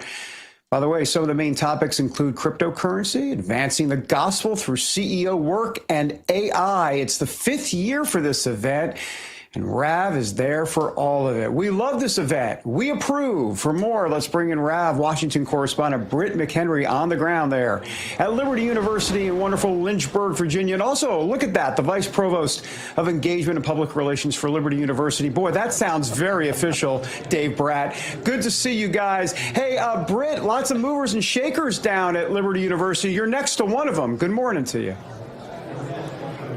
I am, yeah. I think right now they're speaking on build your big idea, but there's so many big names coming in and out. As you guys mentioned, this is the 5th annual CEO Summit. What is unique about this year in your eyes? Yeah, well, this is the 5th CEO Summit at Liberty University, and we've got, it's always about 500 CEOs. And so the biggest thing is it's predominantly, we're a Christian school, so these are Christian CEOs. So it's very unique when you see these big world leaders. We got the COO, former CEO of Toyota in, and we also got Lee Zeldin coming in from EPA tonight, keynote the dinner, and Ken Eldred. And tomorrow we got Brian Westbury, his famous financial newsletter, and I could go on and on and on. But we got top CEOs, and they all get along with everybody. Yeah. And then they all meet our kids. The reason we want the CEOs to come in is to meet our students. And once you see these students, the CEOs can read them in 5 seconds. And they love them and they hire them, and it's good for the kingdom. It's good for Liberty University, and we just want to thank David. Thank you. I'm looking at you down on the monitor, and Gina and Harry and the whole team here from RAV, and nice to have you with us today. Thank you. It's awesome. It's packed at every entrance to get in here. Just give you a feel of what it's like. A lot of anticipation. Jack Brewer, I know you were going to try to call him over there. Scurrying around. There was a football game last night. I don't know who he's talking to. But what are you looking forward to most as well, being a part of this, being such a fixture and running it? In the auditorium right off to our left, we got 500 people in the business school auditorium. And so that's always kind of a highlight, these panels. We try to hit the highlights of what's going on in the world, artificial intelligence. Right now it's entrepreneurship, and then the next hour is is finance and Bitcoin and all that. And this year we're stacked with more talent. We have incredible the head of major firms on every panelist we have in there. And so the kids get to hear it. They get to network with each other. And then we got about 4 more panels today. We got a future CEO luncheon today. Liz Truss will pop in there, sign some books. Mike Flynn was in the box last night for the football game, and everybody just gets along. It's like you guys are sitting there having that little civil Christian fight before the show kicked on, and that's the way it should be. I was going to say, where was my invite in the box last night? I maybe next time. That's right. I don't know if you guys also have any additional questions for him, but this is a highly anticipated event, and Trump's been big on all this, so. Yeah. Hey, Britt and Dave, I was curious about the faith and gospel part of this and how that you infuse that with the business aspect with these CEOs. Like, how does that kind of play out, if you will? Yeah. Well, that's what makes this unique. One of the keynotes tonight is Ken Eldred. He's got a major group of CEOs with him. Hundreds that he meets with, that goes around the country. And then Hollis, similarly. We have several leaders of CEO networks. And, on the show, and I'm on with Bannon here and there, the church has become a little weak, right? We go over that, right? The Catholic, the Protestant mainline are all woke and whatever. But the resurgence, shockingly, is coming from the CEOs. They're leading their firms with a Christian culture, and it has a huge influence, right? Because the tone starts at the top. So it's tone at the top going down, and they're having a huge influence on the world. And, it kind of is like Charlie Kirk, lighting up the churches, lighting up the young kids, lighting up the culture. Our students here are all, fans of Charlie and his life. And so yesterday and today we remember him and his legacy, but that's a big part of what we do here. And, we got Ryan Helfenbein in our Freedom Center here. You can go Google that, Liberty University Freedom Center, to get a little sense of what that's about. But you don't have to infuse the faith, because all these CEOs are Christian folks of a serious nature, right? This isn't like church on Sunday.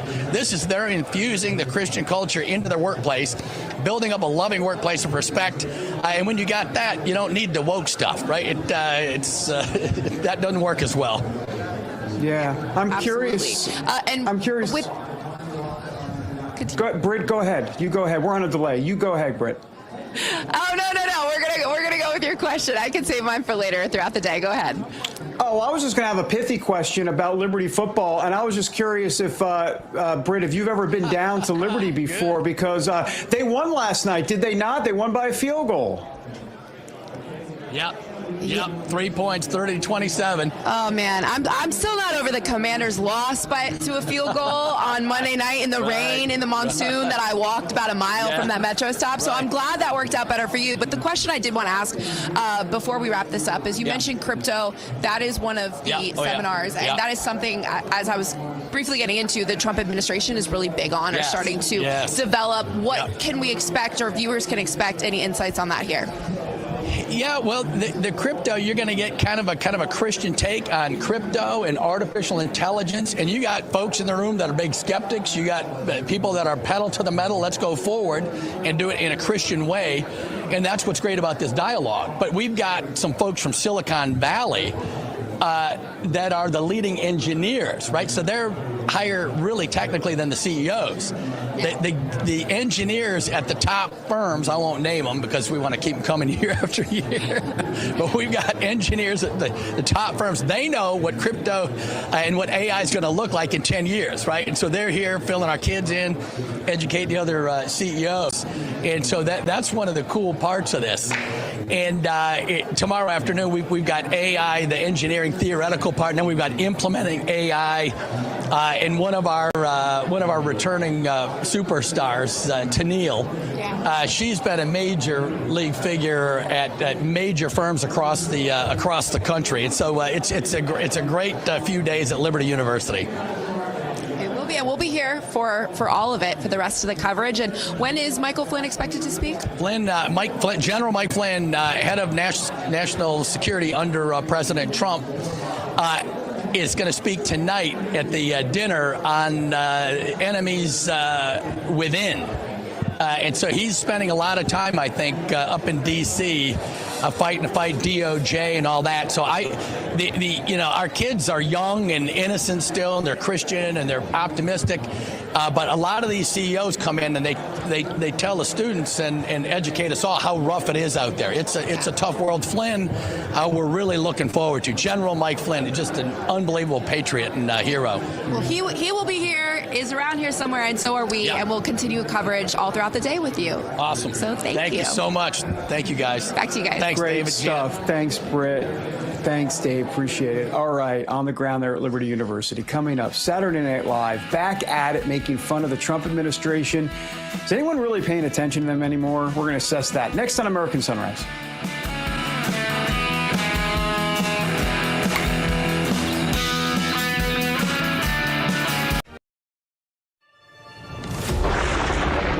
Through every storm, every moment of uncertainty, everybody needs to pray for Charlie Kirk right now. Rav has stood strong. We're not going to tolerate this stuff anymore. Turn that anger into motivation to save this nation. When we move together, there is power. The cries of this widow will echo like a battle cry. This is more than news. It's a movement. This revolution of people taking their countries back. A turning point. A chance to be part of something greater than yourself. Scan the QR code and stand with Rav. The story isn't over, and neither is your part in it. Step in, be counted, be heard. Together, we are Rav. We will achieve American greatness. And we are just getting started. Patriots, it's time to gear up. Real America's Voice has an entire lineup of merch made just for you. We got some Rav fans out here. We watch you every day. From mugs that start your morning strong to hoodies, hats, t-shirts, pants, vests, flags, and so much more. Yeah, I noticed it. I mean, that caught my eye big time. Every piece lets you wear your pride loud and clear. This isn't just merch, it's a movement. When you shop Rav, you're showing the world you're proud to be part of the Real America's Voice family. God bless Real America's Voice. So don't wait. Scan the QR code right now or visit realamericasvoice.launchcart.store to shop today. Thank you, Real America's Voice, for doing true journalism. Stand tall, be bold, be proud. Represent your voice with Real America's Voice. It's good to have a real news network out there, so I'm a big fan. Use code RAVSWAG10 for 10% off. Real America's Voice rocks.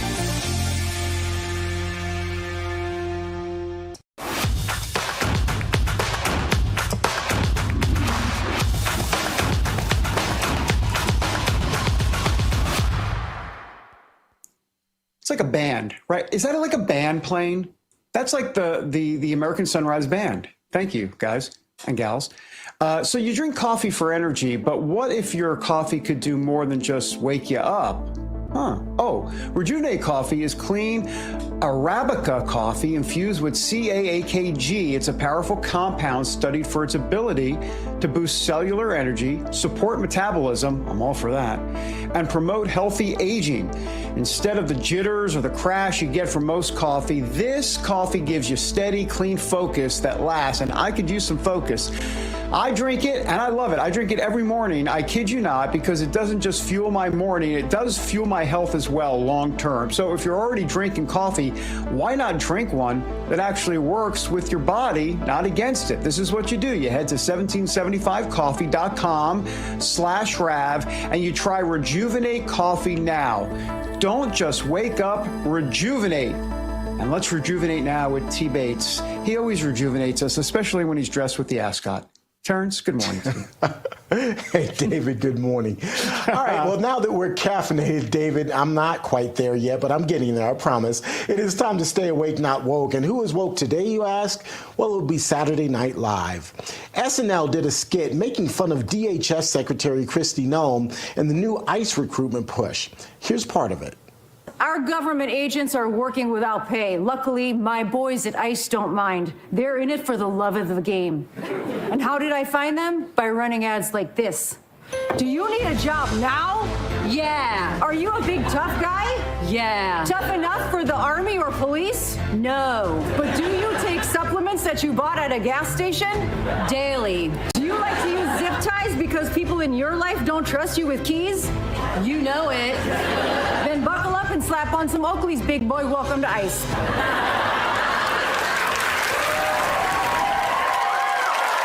Well, the Department of Homeland Security responded to that skit on X, writing, "Thanks for the free advertisement at NBC SNL. Get criminals out, make history, save America." I'd love to hear your thoughts on all of this. Let us know on YouTube, Rumble, Getter, all of our social media platforms. Hop on, let your voice be heard. I'm getting ready to get into the YouTube chat here momentarily. Looking forward to your thoughts. First, though, we're going to take a quick break. When we come back, just how important is it for the American people that the Commander-in-Chief be a person of faith? We've got the answers next here on American Sunrise.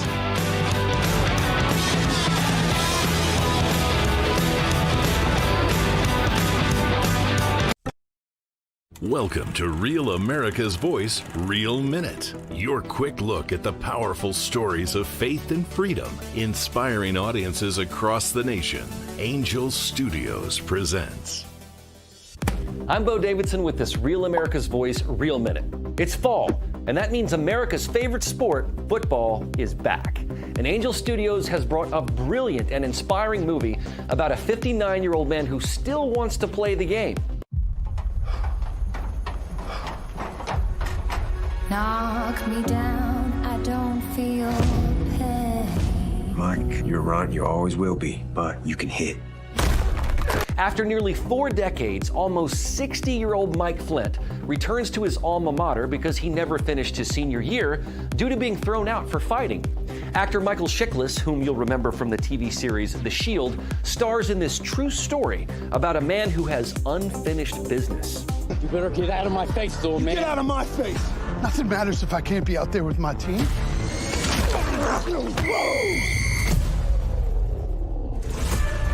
He has a chance to redo his senior year. Flint believes that we aren't defined by our successes, but by our regrets. And he says he's had a lot of them, as a teammate, as a husband, and as a dad. The senior reminds us that it's never too late to get in the game and turn things around. You can watch The Senior by going to angel.com/Rav and joining the Angel Guild, a community of like-minded viewers who want to see superb quality content. So get back in the game, relive your dreams, and head on over to angel.com/Rav.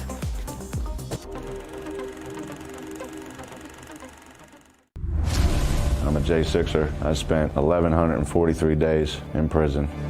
I'm a J6er, and I spent 3 months in jail and about a year in prison. I spent 4 years. God bless the USA. In the beginning, God created the heaven and the earth.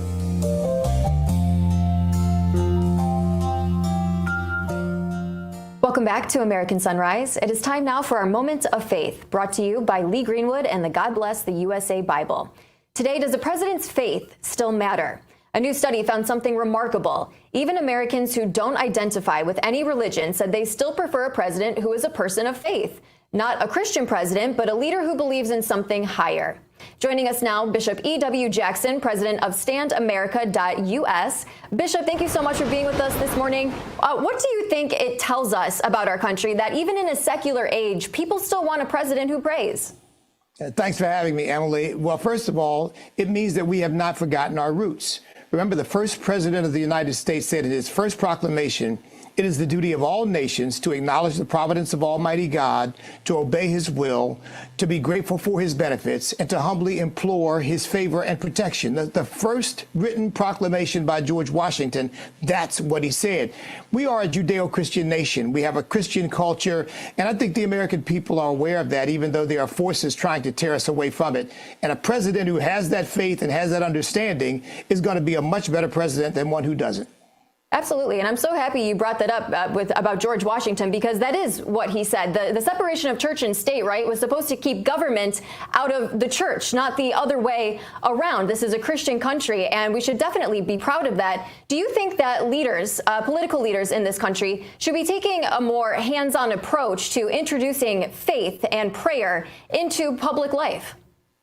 Well, look, I think Donald Trump has really set the bar very high because people can debate on exactly where he is spiritually, but there is no question that Donald Trump constantly acknowledges God. He did it in Israel during his great speech announcing this peace agreement, and he's done it persistently. He says we need, America needs religion. America needs God. And I think a president who understands that, understands the foundation of our nations. I mean, Emily, the Declaration of Independence, first nation in the history of mankind that said rights and liberty don't come from man, they don't come from government, they come from God. Government's job is to secure those rights. If you eliminate that, you eliminate what America really is. Absolutely. I think that's really well said. And I think a lot of people in this country are waking up to that because you've seen such a resurgence in faith and people coming back to church and people wanting to be closer to God. I give Charlie Kirk a lot of credit for that. And I think that with what happened to him and all of the memorials recently we saw at the White House with the Medal of Freedom there, I think that that was a huge turning point for this country. He is a great example. I think we should continue to celebrate not only his commitment to freedom of speech, but his commitment to Jesus Christ, which he was unabashedly and unashamedly prepared to announce in any venue. And I think Christians have got to more bring God back into the public square and be willing to make arguments based on absolute morals and principles, something that we've been told is no longer acceptable. But I think it's exactly what makes this nation exceptional and great. I think you are so spot on with that. Bishop E.W. Jackson, I so appreciate you joining the show today. Thank you for being here with us. Thank you, Emily. All right, we'll be back with the second hour of American Sunrise in just 2 minutes. Make sure to stick around.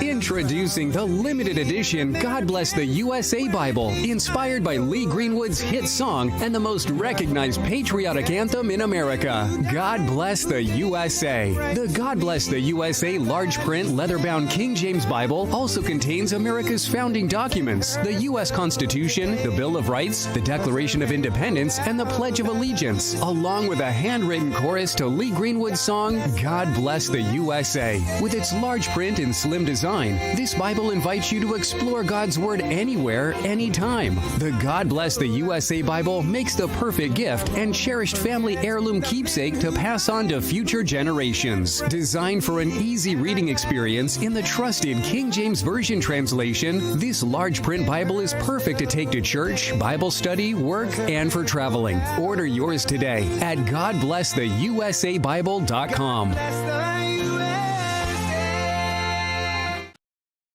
Welcome to Real America's Voice, Real Minute. Your quick look at the powerful stories of faith and freedom, inspiring audiences across the nation. Angel Studios presents. I'm Bo Davidson with this Real America's Voice, Real Minute. It's fall, and that means America's favorite sport, football, is back. And Angel Studios has brought a brilliant and inspiring movie about a 59-year-old man who still wants to play the game. Knock me down, I don't feel pain. Mike, you're right, you always will be, but you can hit. After nearly 4 decades, almost 60-year-old Mike Flint returns to his alma mater because he never finished his senior year due to being thrown out for fighting. Actor Michael Chiklis, whom you'll remember from the TV series The Shield, stars in this true story about a man who has unfinished business. You better get out of my face, though, man. Get out of my face. Nothing matters if I can't be out there with my team.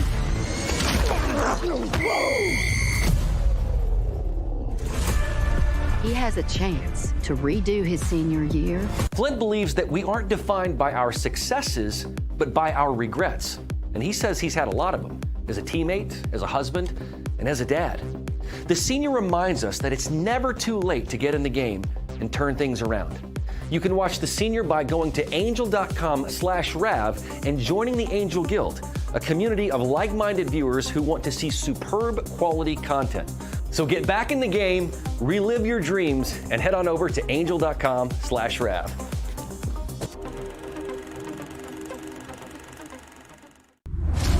I'm a J6er. I spent 1,143 days in prison. I'm a J6er, and I spent 3 months in jail and about a year in prison. I spent 4 years.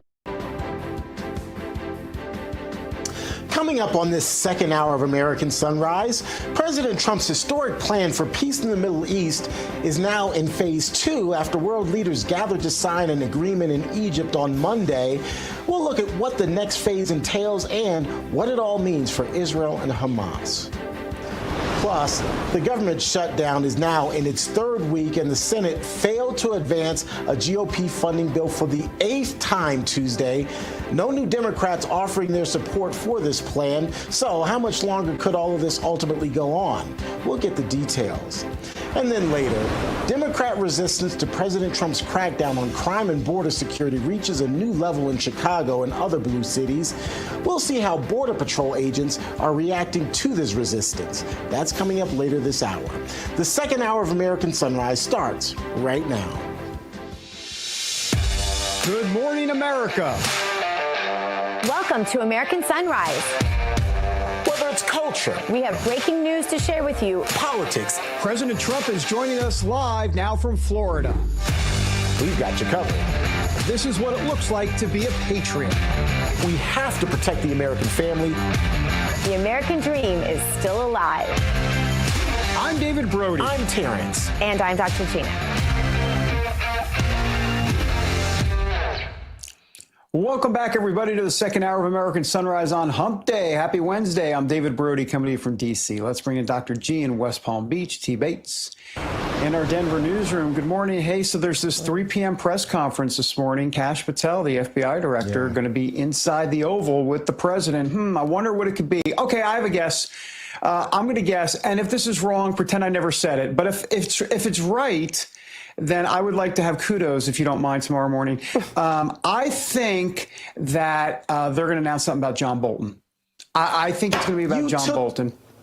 Oh, David, sorry. Shame on you. I know. That was going to be my thing, too. I saw your notes. I saw your notes. No, seriously, that was going to be my thing. I saw a report last week saying that some sort of... You saw that report as well. Okay, so we're not as smart as we're pretending to be. I didn't see the report.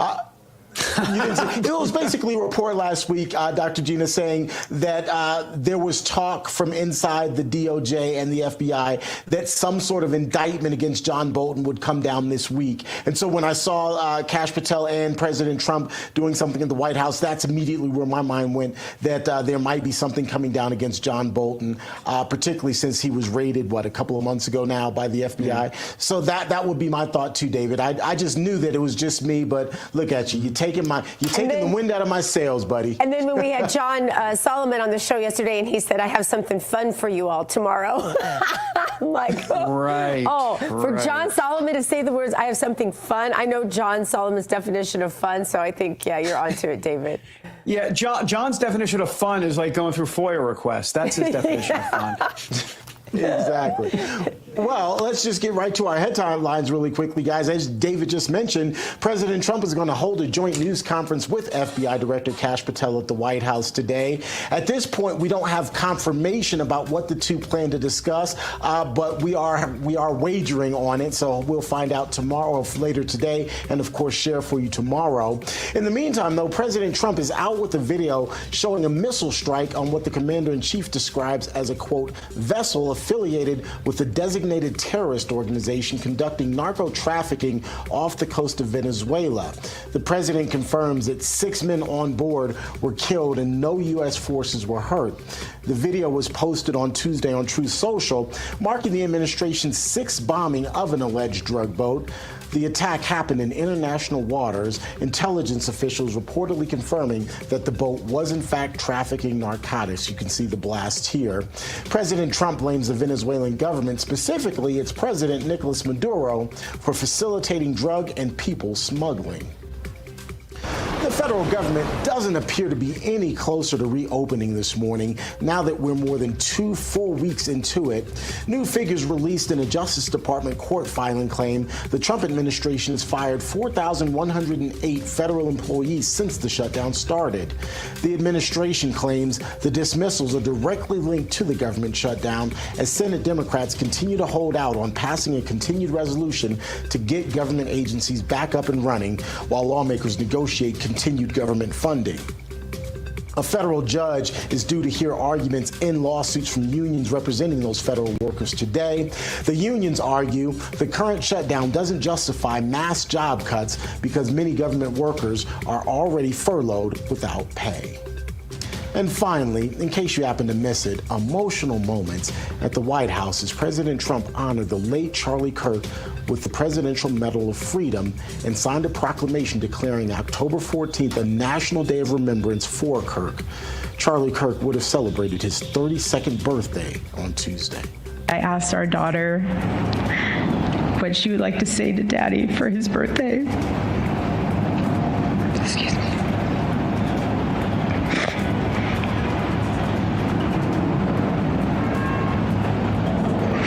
She said,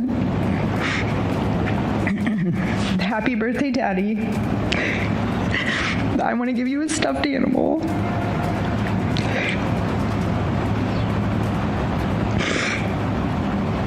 Oh, man. I want you to eat a cupcake with ice cream. And I want you to go have a birthday surprise. I love you, is what she said.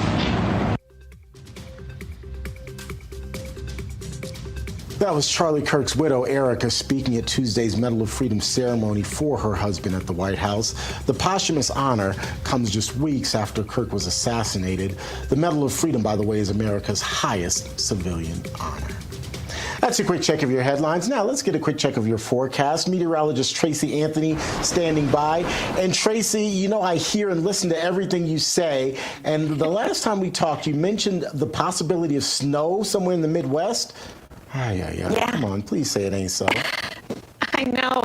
You know, we're expecting snow from the Sierra Nevada. All right, Tracy, I apologize. We're again having some problems with your audio.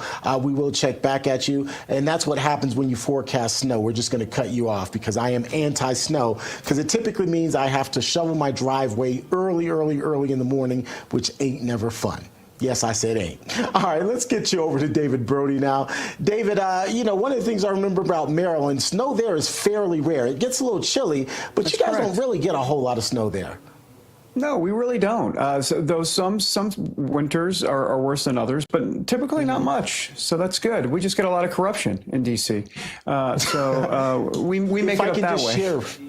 If I can just share my absolute best semester in college, the semester I got the best grades, we were off school for about 10 days because of snow. We literally got back, say, you know, Tuesday, school was supposed to start Wednesday, had a huge snowstorm, and we were out of class for about the first 10 days, and that's the semester I did the best. Now, those 10 days, I had a whole lot of fun. But anyway, that's another story. That's glorious. And a lot of sledding, I'm sure, too. All right. President Trump, T. Bates, moving forward with his peace plan today. As we saw this week, phase one involved the exchange of prisoners. I call them prisoners. Okay, they're terrorists is what they are. They're Palestinian terrorists. And those were in exchange for some hostages, all of them, the ones that were alive at least. But we're learning now Hamas has not kept its end of the bargain. What a shock. On Truth Social yesterday, the president posted this. All 20 hostages are back and feeling as good as can be expected. A big burden has been lifted, but the job is not done. The dead have not been returned as promised. Phase 2 begins right now. President DJT. All right, joining us now with the latest is RAV Chief White House Correspondent Brian Glenn. Brian, you know, look, the dead hostages were supposed to be returned, and now we're getting, it's not even getting word, it is confirmed. Israel says they've gotten 7 back. One of them, apparently, though, is not a hostage. It's a dead Palestinian that Hamas gave them. I mean, you know, Hamas playing games makes perfect sense, and that's why I'm concerned about phase 2 big time. What can you tell us from the White House this morning? Good morning. Yeah. Good morning, David. I agree. Phase 2 is the next difficult chapter in that. And the two major components of this phase 2 is finding out what that governing body looks like for that area. And then phase 2 is also who is going to pay for this massive rebuild, this cleanup, if you will, decimated. About 8 out of 10 structures there in that area are completely demolished. And going back to the return of the dead bodies of the Israelis, Israelis. I'm not quite sure Hamas even knows where they're at. I think that might be one of the reasons why we haven't gotten those back. I mean, and then of course Hamas has got to lay down their weapons as well, and so that's not been the case. And from what I heard this morning from an intelligent informant, told me that what you have now is some kind of rogue gang, some people that have broken away from Hamas that are fighting each other. So you've got that going on as well. So it is definitely a very complicated step into achieving ultimate peace there and making sure that we start this rebuilding of Gaza. But I think it's going to be a major effort in cleaning and paying for that. And of course, we've got some UAE, Saudi Arabia, Qatar has agreed somewhat to help do that. But phase 2 is underway right now. Hey, Brian, I want to follow up a little bit on what you just mentioned, because President Trump has said that Hamas is going to disarm, or basically we're going to force them to disarm, which implies the potential of American boots being on the ground. There's also this kind of oversight group that President Trump has said dozens of U.S. soldiers would be part of, which again implies that American soldiers would be at least in the region and involved. What is the response from the White House there relative to what I just mentioned, and how is MAGA responding to all of this? Well, that's a great question, and that actually was brought up to the president yesterday during that lunch with the president of Argentina, and he said, well, you just have to wait and find out. And the reporter pushed him on that. Well, what does that mean? And he said, well, I'm not here to tell you exactly what that means. They're just going to have to wait and find out. So you can maybe assume that's what would happen, but President Trump not really showing that card right now of what the result would be if they did not comply. But that's an excellent question. As far as MAGA is concerned, from what I can see on social media, and I know that when you get down in the comments sometimes it can be a little rough, but MAGA certainly does not want to see any American troops on the ground in this protection process. That is something that they view as that it's not a priority for them. But like I said, that's kind of going a little deep in the woods. It takes a lot to kind of trip the wire in the woods, so to say, on getting a reaction from that. But MAGA is not on board of involving American troops there to secure that region. Yeah. Brian, turning our attention now to the ongoing Schumer shutdown. Some are saying this could drag on to be the longest government shutdown in American history. The president is warning more layoffs and cuts are on the way. Here we are, 15 days. Again, I said this earlier in the show, but if you walked outside and you asked your average person, nobody can tell that the government is shut down for 15 days. Why not just use this as our data on where exactly to cut the government? That's an excellent question, and a lot of people, I think, Russ Vogt is taking that time to do that, Dr. Gina. And then the military, in good news, just got paid, or will get paid, I should say. So they're able to fund that and help secure that. So outside of funding the military, that's an excellent question that a lot of people, quite honestly, in Middle America and really anywhere outside this area is unaffected by this government shutdown. Now, we're all very sensitive to people right now that are not getting paychecks or have been furloughed for a while. Quite honestly, people in the White House, in the press team, have been affected by that as well. But this might be a good opportunity to see just how efficient we can get this government down. And of course, we've been, basically adding on to the agencies over the year, increasing our national debt, increasing the staffing, and maybe we can do more with less. And this would be a great time to do that. And when you look at what is at stake here, a lot of people say, let's just extend this, let's open up the government, and then go back and make some of these changes, because it all has to do with health benefits, the ACA, extend those benefits to illegals, and that, which is hugely unpopular with American people. But as we go, here we've had, 8 rounds of voting. I don't see it happening anytime soon. I think it would be a bad move if this went through the holidays. I just do. I think American people that are affected by this certainly do not want to go through the holidays not working and not getting paid. Absolutely. I'm just waiting for the Democrats to cave. I think they will. Normally, it's the Republicans that cave, but I think here the Democrats will cave. It won't be Schumer, but I think it'll be some of those other Democrats that'll get him to 60 votes. We'll see. Brian, Glenn, great to have you with us, as always, sir. Thanks Dave. Appreciate it. All right, beautiful day there at the White House. Coming up, the Department of Education drastically reducing its workforce. That is shutdown related. We're going to find out how deep those cuts go when the big show, American Sunrise, that's us, continues. Stick around, everybody.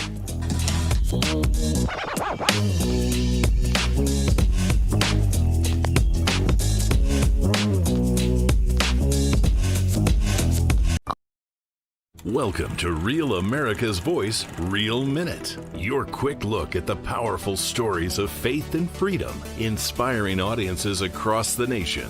Angel Studios presents. I'm Bo Davidson with this Real America's Voice, Real Minute. It's fall, and that means America's favorite sport, football, is back. And Angel Studios has brought a brilliant and inspiring movie about a 59-year-old man who still wants to play the game.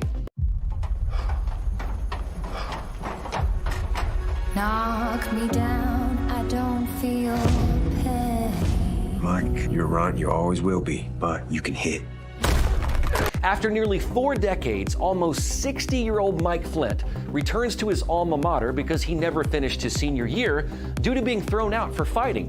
Actor Michael Chiklis, whom you'll remember from the TV series The Shield, stars in this true story about a man who has unfinished business. You better get out of my face, little man. Get out of my face.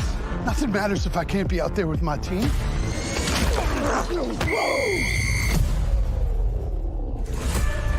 He has a chance to redo his senior year.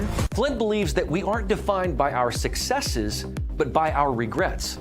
And he says he's had a lot of them, as a teammate, as a husband, and as a dad.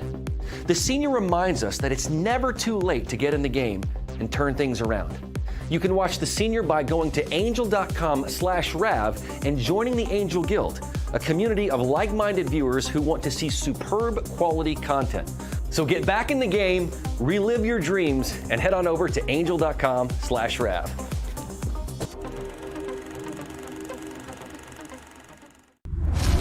I'm a J6er. I spent 1,143 days in prison. I'm a J6er, and I spent 3 months in jail and about a year in prison. I spent 4 years.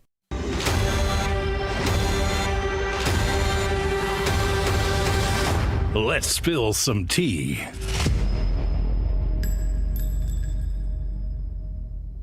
Welcome back to American Sunrise. Let's spill some tea, fueled by Artillery Tea Company, the only America First veteran-owned tea brand. And their mission to maximize flavor with whole leaf blends and chemical-free tea bags. No junk, just real tea. And here's the tactical advantage. Each bag brews twice. Just go to artilleryteaco.com and use the code LIBERTY for 20% off your first order. Again, that's artilleryteaco.com. Premium tea, mission-driven, and brewed for the brave. Welcome back to American Sunrise. I'm American Sunrise contributor Emily Finn. It is time to spill some tea, and in the cup today, the Department of Education.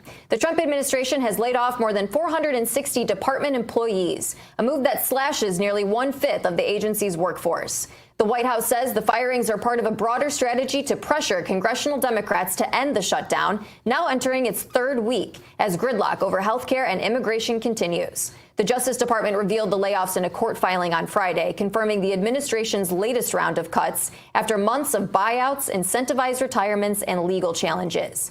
The effects are already being felt as the administration continues its push to shrink the federal bureaucracy.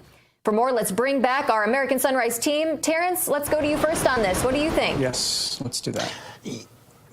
Let's come here. I've got all the answers. In fact, control room, just a one shot, please. Take the rest of the guys off the screen. I got a lot to say here. No, I'm perfect. Oh, they did it. They did it. Thank you. No, so I do think this, and I was saying this in the break. I think that this time is a great time, and it's really a litmus test for the Trump administration to see where inefficiencies exist in government. I'm sure they already had an idea, but it's a way to really quantify those inefficiencies and then ultimately make cuts in order to streamline and slim down government. So I like some of what's happening. I hate that people are losing jobs, of course, but the reality is there's a significant part of our federal government, even in the Department of Education, where people really aren't doing a whole lot and their jobs are just there as placeholders and aren't necessarily super efficient. And so this is an opportunity to cut some of those jobs. And beyond that, I think that this also follows the Trump administration's policies as it relates to cutting the Department of Education in general and doing away with that department. And so it's just the next step in that. Again, one shot here really quickly because I've got several more points, but I guess I will go to David or Dr. Gina if you guys would like to add something else. One shot of either of them if you'd like. Ladies first. Well, I just want to be really clear about what the Department of Education has accomplished since its inception, and that is we have gone from first in the world to last in the world. Right. In terms of countries educating our children. There is no place in the entire private sector where you can you can increase your workforce and take it from first to last and keep your job. So for me, I'm sorry, I don't mean to sound insensitive, but I don't feel bad for those people that haven't done their jobs, because I can tell you, if any one of the four of us were there, we would have made sure that we were doing our jobs and that this wasn't happening. So you're right, Terrance, clean it out. Well, listen, reduce the debt. I mean, look, the American people, David, have been screaming for how long? Well, they want our debt decrease. They want our budget balance. This is our chance, not just with DOE, but I think they should do it across the board. The federal bureaucracy is too big, and we don't need a federal DOE. It's not even constitutional. You talked about them not doing their jobs. I mean, I don't know about that. I mean, to me, this is about a bloated bureaucracy, right? I mean, this is about the government and why those jobs are even there in the first place. In terms of them being bad at their job, not doing their job, why is a job there in the first place, I think is really the bigger issue, number one. By the way, let me just say, let me also just say where Russ Vought and the press conference, it was nice to see him come out about this. Oh, sorry, there was no press conference. President Trump and the White House, nice to see a press conference about the job. Oh, wait, sorry, there wasn't one. That's the point. There's no reason to have press conference about this. We're finding about this type of stuff in court records. Why? Because they want to keep the actual PR pressure and the narrative out there on Democrats. Schumer shut down, Schumer shut down, Schumer shut down. It's working. No reason for this to be supplant that headline.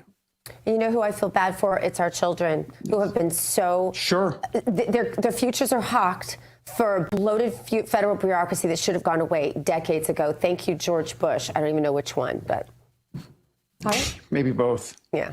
Great points had by all. Coming up, we're headed down to Wall Street for the opening bell and insight into how to hold on to your hard-earned dollars with some common sense. We'll be back with more American Sunrise in just 2 minutes. Stick with us.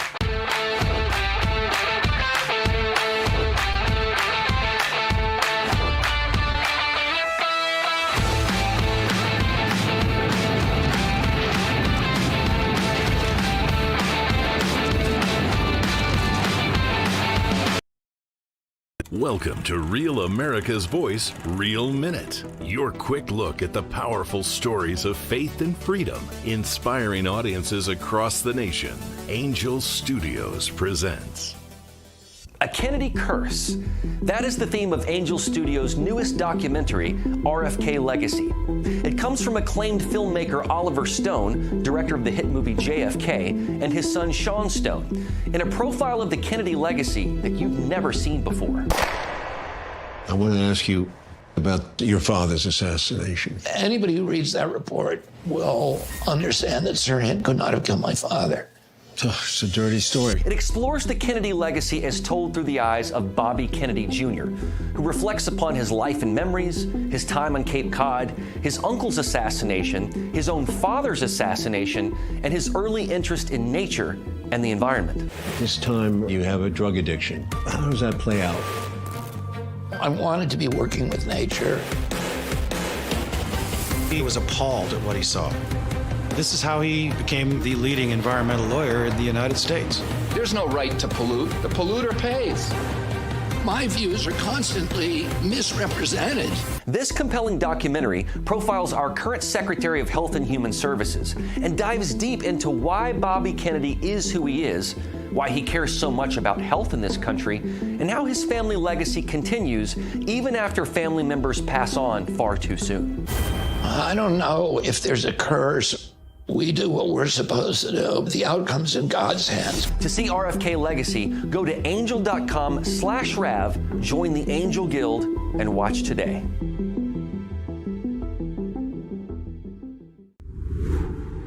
Hi, my name is Tracy Elk with Arizona. I don't stink around in the kitchen when it comes to the news. I watch. Charlottesville, Virginia, good morning.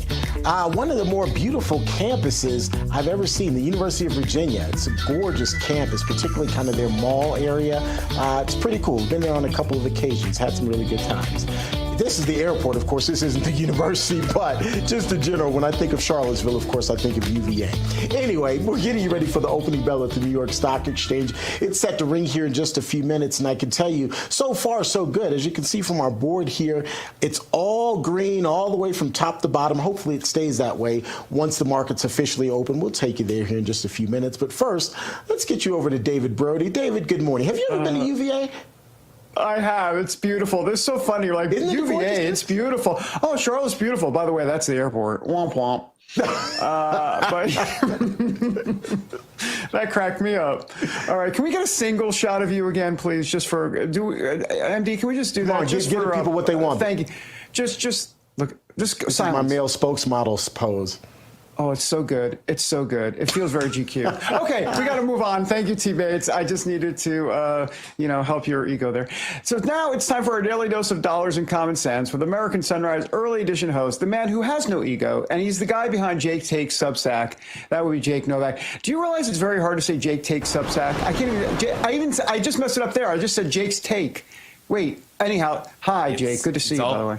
All part of the plan. The fact that it's a tongue twister gets people to repeat it. So now everyone says Jake's Take Substack 17 times. So good. It's an evil plot of my own there, I must say. So good. I'm so into evil plots. That is awesome. All right, Jake. So President Trump mentioned falling oil prices yesterday, and that feels like a long time since anyone really even paid attention to that. So talk to us about gas prices right now, and where are they, and why? What's going on? Why is it snowing in that shot? I'm sorry. Yeah, I know. Listen, I'm not ready for winter, but it was a good shot of a gas pump place there. I understand why. It also gets you to talk about it, so yet another evil plot. Sure, why not? The mainstream media doesn't cover gasoline prices very much. Why? Because it's mostly centered in Manhattan, where there's like one gas station by the McDonald's out on 34th and 58th Avenue. I've been there. Pretty far west. Yeah, you know that one. So, when I was working in those places, I was always pounding the table saying, hey, we got to cover gas prices one way or the other more often. It is such an important economic indicator. So, yeah, gasoline prices. The national average for a gallon of regular is down to $3.06 a gallon. I know a lot of you watching are paying a lot less than that. I'm actually paying a lot less than that here on Long Island, if you can believe it. But because of California and Connecticut and places like that, the average is higher. But we're going to break below $3 a gallon, I think, in the next couple of weeks. And when you adjust for inflation, we're really at close to a very, very all-time low in gasoline prices. So this is, by the way, every cent that goes off the gasoline price in America is like $1 billion injected back into the consumers' pockets across the country collectively. So it's a big story. It's something that the mainstream media ignores because they're a bunch of Manhattanites who take Ubers or walk or the subway, which is nice. But hey, look, folks, this is a big part of our America's economy, and you can't ignore it. Yeah, California is always bringing us down, by the way. I was there in Lake Tahoe a few months ago, and I'm not playing around. I have the picture. I'll send it to you, Jake, later. $6.78 a gallon in Lake Tahoe. In Lake Tahoe. I'm like, you got to be kidding me. Anyhow, back to gas prices. The Hess station at 47th and 10th Avenue, I know it well, and I would always see the prices in New York go, you got to be kidding me. Can I make it to Jersey and get cheap gas? That's what I was always thinking. Yep. All right. All right, so as gas prices go down, Jake, Walmart's share prices are at an all-time high. So what's happening there? Yeah, I know Walmart's boring. That's another part of the American economy that the mainstream media doesn't look at enough. Walmart shares closed at an all-time high yesterday. They're up again in the pre-market right now. That has a lot to do with a new deal that Walmart has announced with OpenAI. Here we go with AI again. Now when you go on Walmart.com, which, by the way, is the biggest reason why Walmart shares have been rallying so much over the last few years. The experience on Walmart.com continues to improve. It continues to cut into Amazon's market share. But now, when you go on Walmart.com, you're going to get a ChatGPT-aided experience. Wall Street loves that news. And we're at $107 a share up on Walmart. It's up 33% from a year ago today. And I actually think this is actually an interesting place where it does make sense. AI could help me. If it sees I'm buying one thing, it'll know that I might need something else, and it will help me along in that process. I actually don't have a problem with this. I don't have to press click on my credit card if I don't want to. It's not going to force me. But I do like the other suggestions, and Walmart could actually end up beating Amazon at that game on the online shopping. This is an interesting development. I'm watching it closely. Walmart at an all-time high. Well, that's a game changer. If Walmart could beat Amazon, wait, that just kind of will rock everybody's world, would it not? Yeah, and it would be just desserts. That's what's so funny. You know, Amazon destroyed a lot of businesses in this country. It's a total monopoly, by the way. Should have been broken up years ago into 3 companies, let alone 2. And wouldn't it be funny if it got hoisted on its own petard if Walmart beat it at the online game? That would be kind of poetic justice, if you ask me. For sure. Jake Novak, great to have you. Thanks, sir. Appreciate it. That's excellent. All right, time for the New York Stock Exchange. The bell, we're about to ring, sponsored by AMAC. The Association of Mature American Citizens is the conservative voice for Americans 50 and older. AMAC is fighting for the values that you hold dear. Join today. Together, we can write the course of America. We're less than a minute away from the opening bell at the New York Stock Exchange. Momentarily, you'll hear the applause, and then we'll be in short order hearing the opening bell and getting this day of trading underway. HPE is at the podium today. As I said, following the applause will be the opening bell, and then we'll get a quick check of how the markets are looking as they open. Pre-market trading was looking really good. Remember, probably about 6 or 7 minutes ago, we showed you our chart, and it was green top to bottom. Let's see if it's similar that way today as now the markets are officially open. Here's a quick look. And as you can see, the major indices, the Dow, S&P 500, and the NASDAQ are all in the green. There's only really one blemish on our board at the moment. But of course, a lot can happen between now and the closing of the market. So we'll monitor it for you throughout the day and let you know how things ultimately look. Here's a question for you, though. Do you owe back taxes? Are your tax returns still unfiled? Did you forget to file for an extension? Well, today is October 15th, which is the deadline, and it means that time is now running out if you haven't gathered all of your documents or made any estimated payments. Ultimately, you could soon be targeted by the IRS. They can garnish your wages, they can freeze your bank accounts, or they can even seize your property. There is help available, though. Tax Network USA, which is a nationwide tax firm, has helped taxpayers save over $1 billion in tax debt. They filed hundreds of thousands of tax returns and assisted thousands of people in reducing their tax burdens. Plus, they can help you. Don't wait, though. Visit tnusa.com/RAV or call 800-905-8000 for a 100% free consultation. In one short phone call, the experts at Tax Network USA will guide you through some simple questions to determine just how much you can save. Take action now before it's too late. Visit tnusa.com/RAV or call 800-905-8000. Still to come here on American Sunrise, a major mega donor to the Democratic Party is now seeing the light and fully backing President Trump's move to send the National Guard to San Francisco and other crime-ridden blue cities. The details ahead.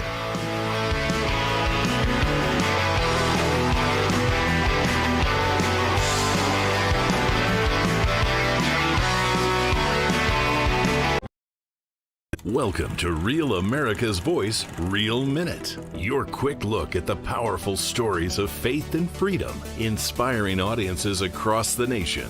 Angel Studios presents A Kennedy Curse. That is the theme of Angel Studios' newest documentary, RFK Legacy. It comes from acclaimed filmmaker Oliver Stone, director of the hit movie JFK, and his son Sean Stone, in a profile of the Kennedy legacy that you've never seen before. I want to ask you about your father's assassination. Anybody who reads that report will understand that Sirhan could not have killed my father. It's a dirty story. It explores the Kennedy legacy as told through the eyes of Bobby Kennedy Jr., who reflects upon his life and memories, his time on Cape Cod, his uncle's assassination, his own father's assassination, and his early interest in nature and the environment. This time you have a drug addiction. How does that play out? I wanted to be working with nature. He was appalled at what he saw. This is how he became the leading environmental lawyer in the United States. There's no right to pollute. The polluter pays. My views are constantly misrepresented. This compelling documentary profiles our current Secretary of Health and Human Services and dives deep into why Bobby Kennedy is who he is, why he cares so much about health in this country, and how his family legacy continues even after family members pass on far too soon. I don't know if there's a curse. We do what we're supposed to do. The outcome's in God's hands. To see RFK Legacy, go to angel.com/Rav, join the Angel Guild, and watch today.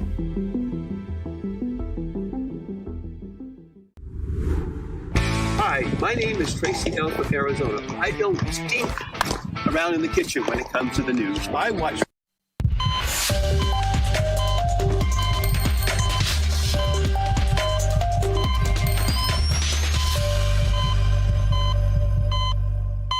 Welcome back to American Sunrise. I'm Emily Finn. Thank you so much for joining us this morning. We invite you to join the conversation on Getter and Rumble. Time now to take the political pulse of America and the beat today, a shockwave through Democratic circles as one of their own breaks ranks. Salesforce CEO.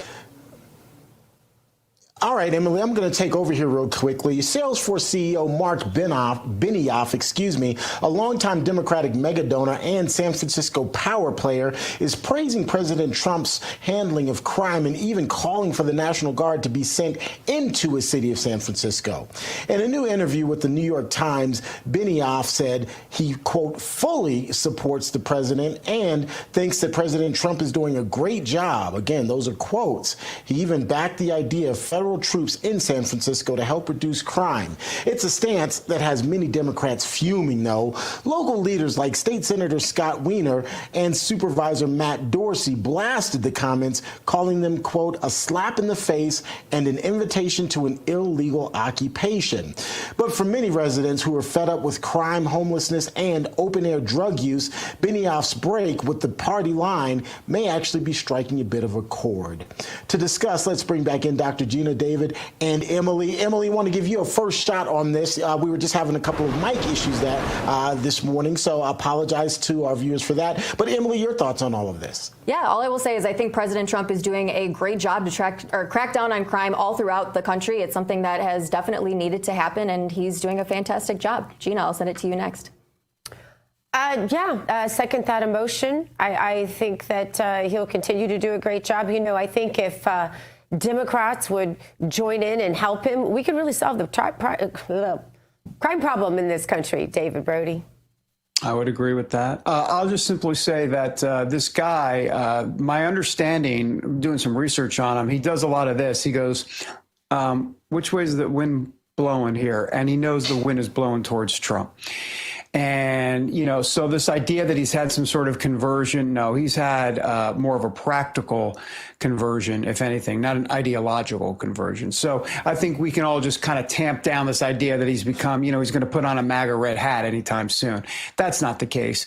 He knows where his bread is buttered, and he's trying to figure this out. And quite frankly, Gina, all of us are trying to figure out this, not all of us, but, you know, I think there are a lot of Americans that are trying to figure out the new terrain ever since Trump glided down the escalator, because he has shaken up politics to the point where, you know, the traditional Republican and Democrat lines are no longer the case. He literally has fundamentally changed not just the Republican Party, but he's changed the Democrat Party. He's changed the actual political affiliations in this country. I mean, this is just, looking back on this historically, this is something more than impressive. It's something that's really not been done very often in our country.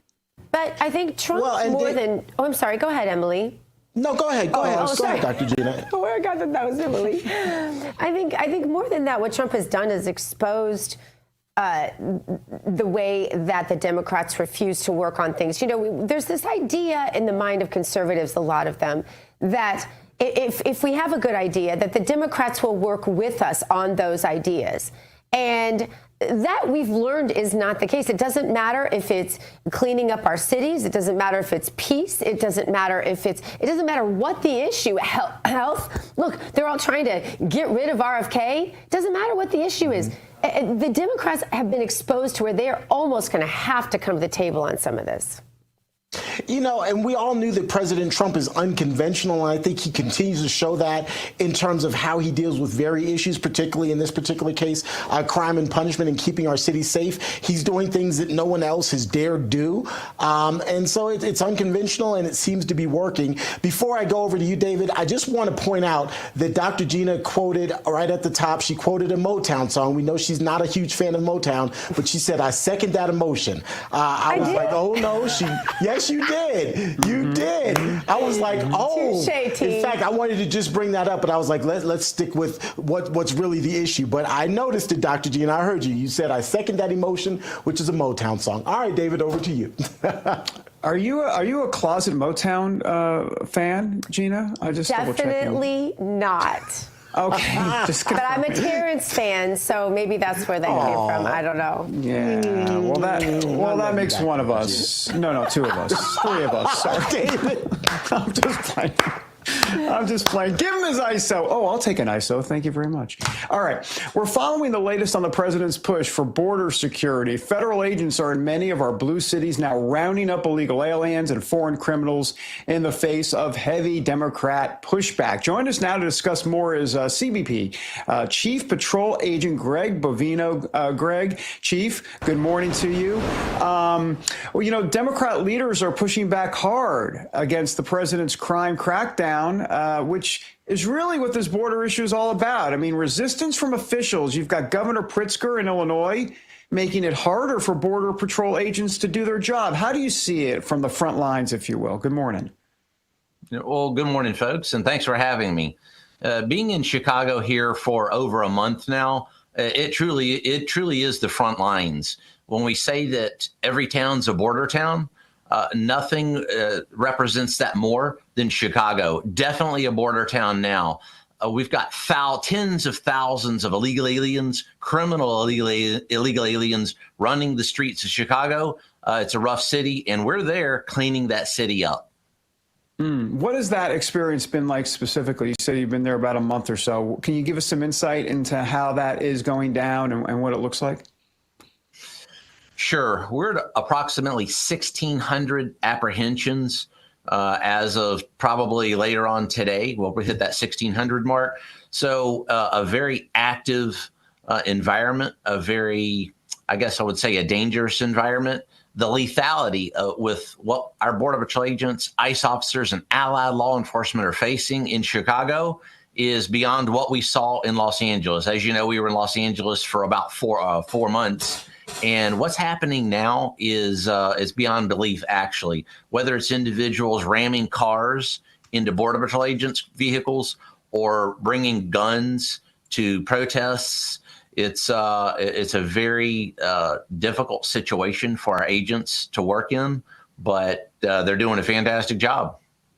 Yeah, there's been talk about, obviously, the controversy, the way Democrats and the media like to spin it is that, you know, got these ICE agents and you know, Border Patrol, some with the masks on, if you will. And, you know, there's a nefarious group and they're not identifying themselves. You want to set the record straight about this, like, big, bad ICE, the ICE agent that's out there, because, you know, this is clearly scare tactics by the media and the Democrats. Sure. You mentioned J.B. Pritzker, that's the governor of Illinois, and then we've got Mayor Johnson. The rhetoric coming out of their mouths is astounding, folks. This mask thing, well, guess what? There's a bounty of $50,000 to kill Border Patrol and ICE officers. $50,000. Is there any wonder why our agents and officers are wearing masks? That comes from J.B. Pritzker, Mayor Johnson, as well as many of the other politicians nationwide. We saw that also from Gavin Newsom, Mayor Bass there in Los Angeles. They want to unmask officers Why? So they can be hurt or killed? Makes no sense. Yeah, I'm looking at, so tell me about, you're in which sector? Help me out again, and then you're now in Chicago, but kind of tell us a little bit about your, so to speak, backstory as to how you kind of came into where you are right now. That's an interesting story. I'm from the El Centro Border Patrol sector, known as the premier sector in the U.S. Border Patrol. Now, those other 19 sector chiefs might disagree with that. We're definitely the premier sector. So the reason we're in places like Los Angeles, Chicago, and probably soon many other places nationwide to round up these illegal aliens is because the El Centro sector, under the Biden catastrophe, we did not allow individuals to come across that border with impunity and go to various parts of the United States. We controlled our section of the border. Because of that, when President Trump came into office, he said, wow, that's a great model there in the El Centro sector. Those men and women in El Centro sector did a fine job. So let's take some of that leadership, place them alongside ICE agents and those allied law enforcement officers in Los Angeles, see how that works. It worked, as you know, very well. We had the National Guard helping us there, and that's expanded to other cities, Chicago, and I think that model is a solid one. So El Centro sector, it kept its part of the border controlled during that migrant catastrophe or that migrant chaos. You can probably call it anything you want, and I'll agree with you. It was controlled there, so that command staff went north to those cities to control the cities now. Yeah. So don't get me wrong. I mean, the resources are important, Congress allocating money and all of that. But what President Trump has done here with his leadership has really shown that a president actually, in this case, has a lot of sway as it relates to making sure there's a crackdown. How do you see that exactly? I mean, we've been told for decades, Congress has to step up and do their job, and they do. I mean, that still is true. But at the same time, a president, if they really put their mind to it and their will towards it, can really get something done here.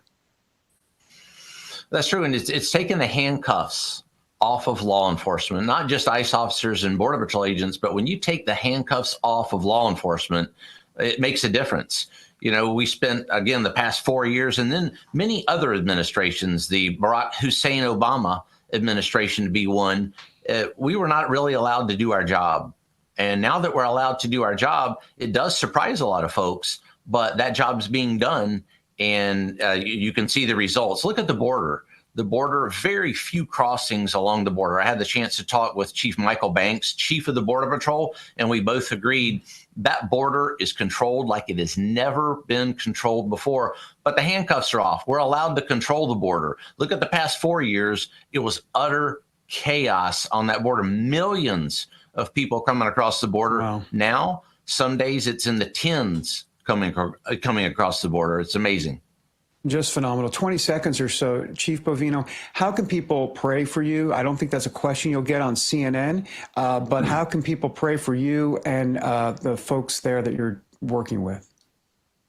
You will receive all those prayers. We appreciate that. We have a lot of folks coming up to us on the street saying just what you said, prayers for you. It means a lot. We haven't had ICE or Border Patrol agents hurt seriously or killed. Let's keep it that way. Chief Bovino, great to have you. And you kept it 20 seconds. Thank you for doing that. We appreciate it from a TV perspective. Appreciate you. Thank you so much. Thank you.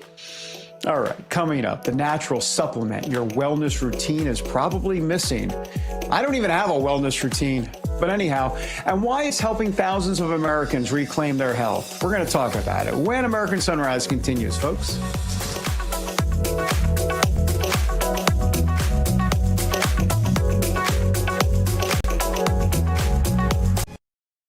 Welcome to Real America's Voice, Real Minute. Your quick look at the powerful stories of faith and freedom, inspiring audiences across the nation. Angel Studios presents. I'm Bo Davidson with your Real America's Voice, Real Minute. At Camp Owigaway, a Christian summer camp filled with adventure and camaraderie, kids come together for experiences that challenge and inspire them. Between canoe races, campfires, and heartfelt conversations, they form deep friendships and uncover new layers of their faith and identity. Each day at camp offers opportunities for personal growth, connection, and unforgettable memories. come on, pick it up. Let's go. I can't be the only one pumped to go read a Bible in the middle of the woods for a week. If you need a hand with packing, we're here to help. Thank God. A troubled teenager takes a leap of faith to attend Camp A Week Away in this series directed by Alan Powell, and a cast that stars Antonio Cipriano, David Koechner, Lee Ellen Baker, and Carlos Penavega. It has music from the same producers who created High School Musical and Camp Rock.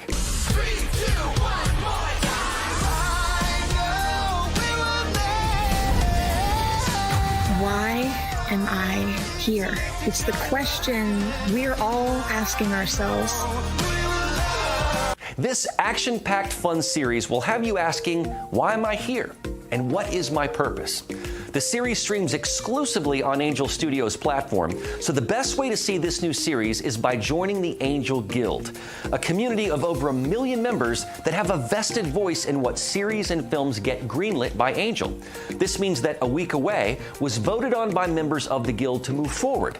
So becoming a Guild member is like being a member of the Television Academy, and you'll get all the perks from the comfort of your own home. So head on over to angel.com/RAV to join the Guild and watch A Week Away today.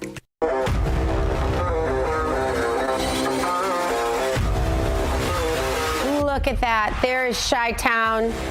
Some of the best, second best pizza in the whole entire world.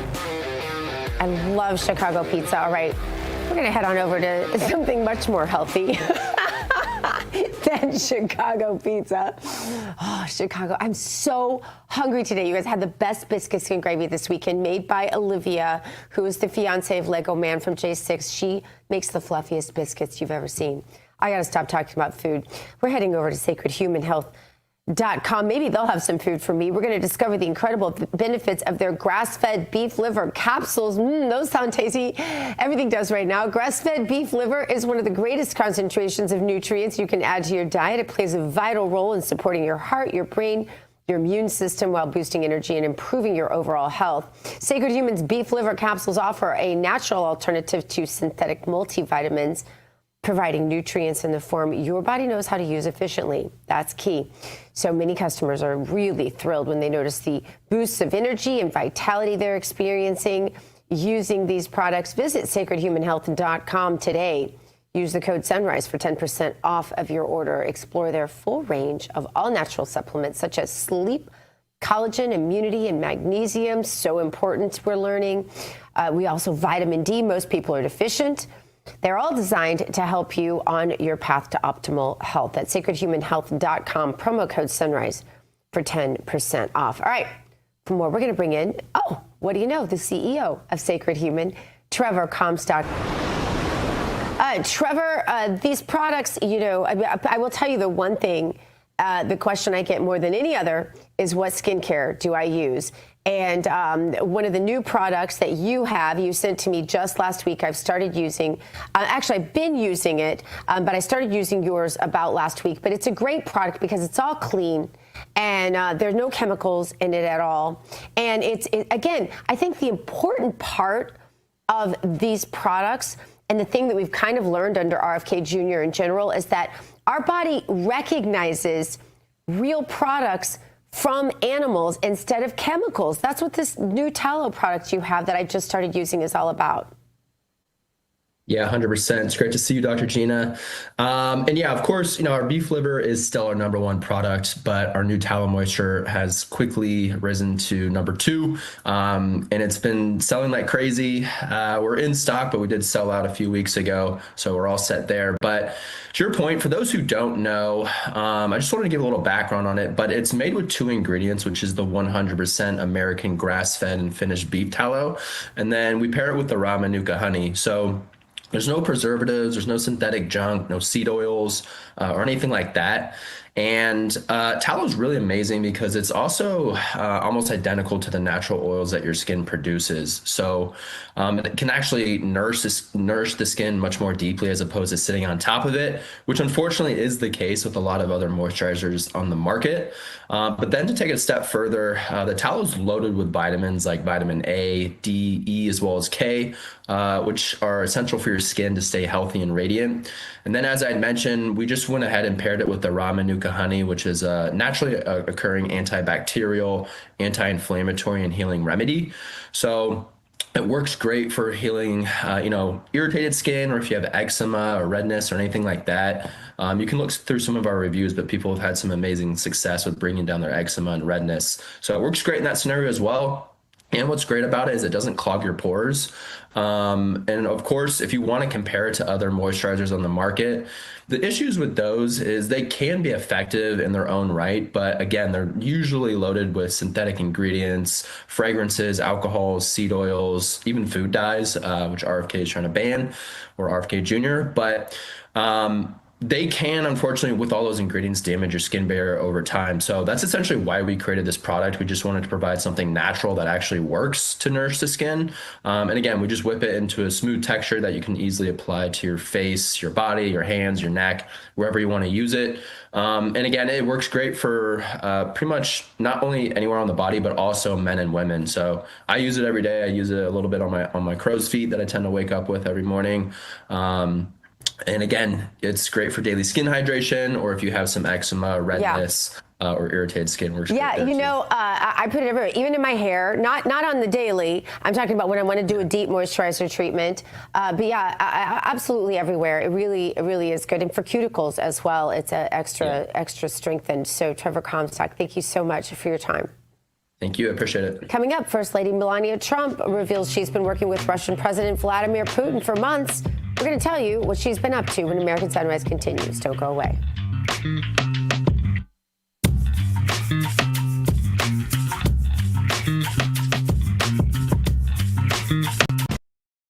Welcome to Real America's Voice, Real Minute. Your quick look at the powerful stories of faith and freedom, inspiring audiences across the nation. Angel Studios presents. I'm Bo Davidson with your Real America's Voice, Real Minute. At Camp Weekday, a Christian summer camp filled with adventure and camaraderie, kids come together for experiences that challenge and inspire them. Between canoe races, campfires, and heartfelt conversations, they form deep friendships and uncover new layers of their faith and identity. Each day at camp offers opportunities for personal growth, connection, and unforgettable memories. Come on, pick it up. Let's go. I can't be the only one pumped to go read a Bible in the middle of the woods for a week. If you need a hand with packing, we're here to help. Thank God. A troubled teenager takes a leap of faith to attend Camp Weekday in this series directed by Alan Powell, and a cast that stars Antonio Cipriano, David Koechner, Lee Ellen Baker, and Carlos Penavega. It has music from the same producers who created High School Musical and Camp Rock. 3, 2, 1.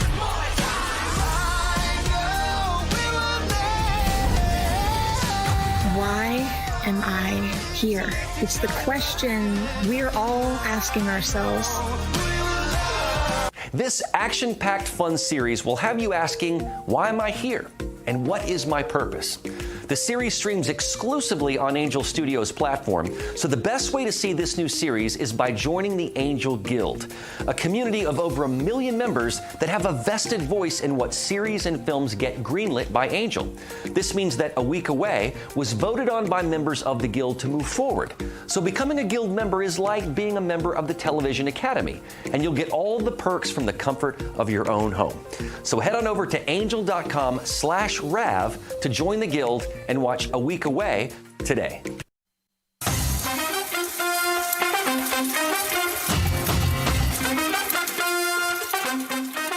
All right, welcome back to American Sunrise. I'm Dr. Gina. Thanks for joining us today. It's time now for the Sunny Side Up in the Pan today. First Lady Melania Trump announced a major breakthrough in the effort to reunite Ukrainian children with their families. 8 children separated by the war were returned home in the last 24 hours, with more expected soon.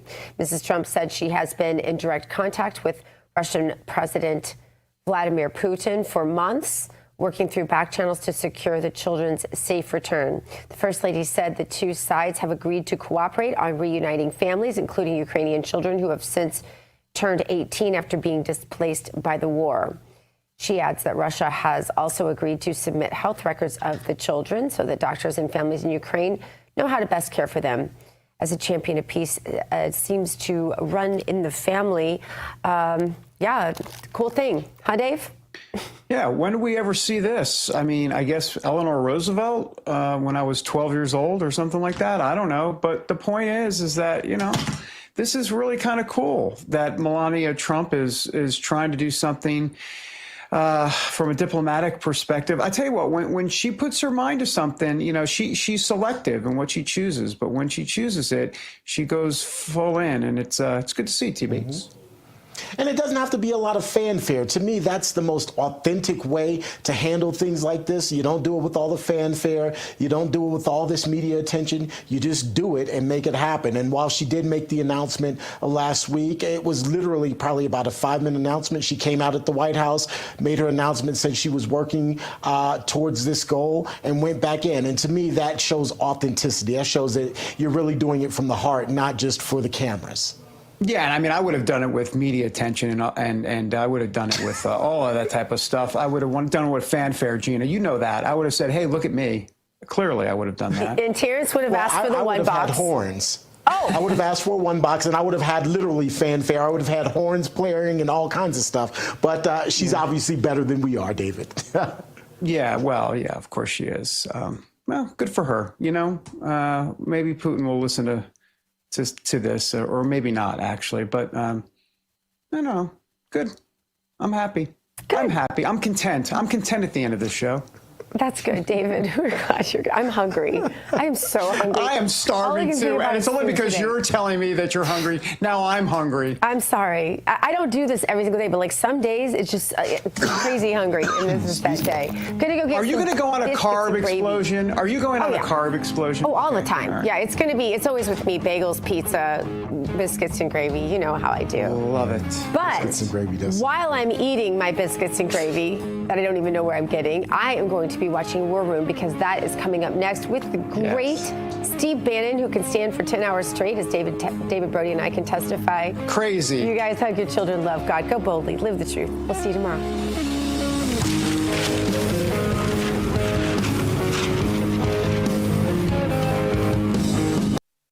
Actually nothing more American than a No Kings rally. If you really think about it, because this country was born out of the rejection of the monarchy, the rejection of a country, frankly, that is ruled by one man as opposed to a country of laws. Like the Declaration of Independence in this country was not just about it was not just about taxation. It was also about principle, and that is what the No Kings rally harkens back to.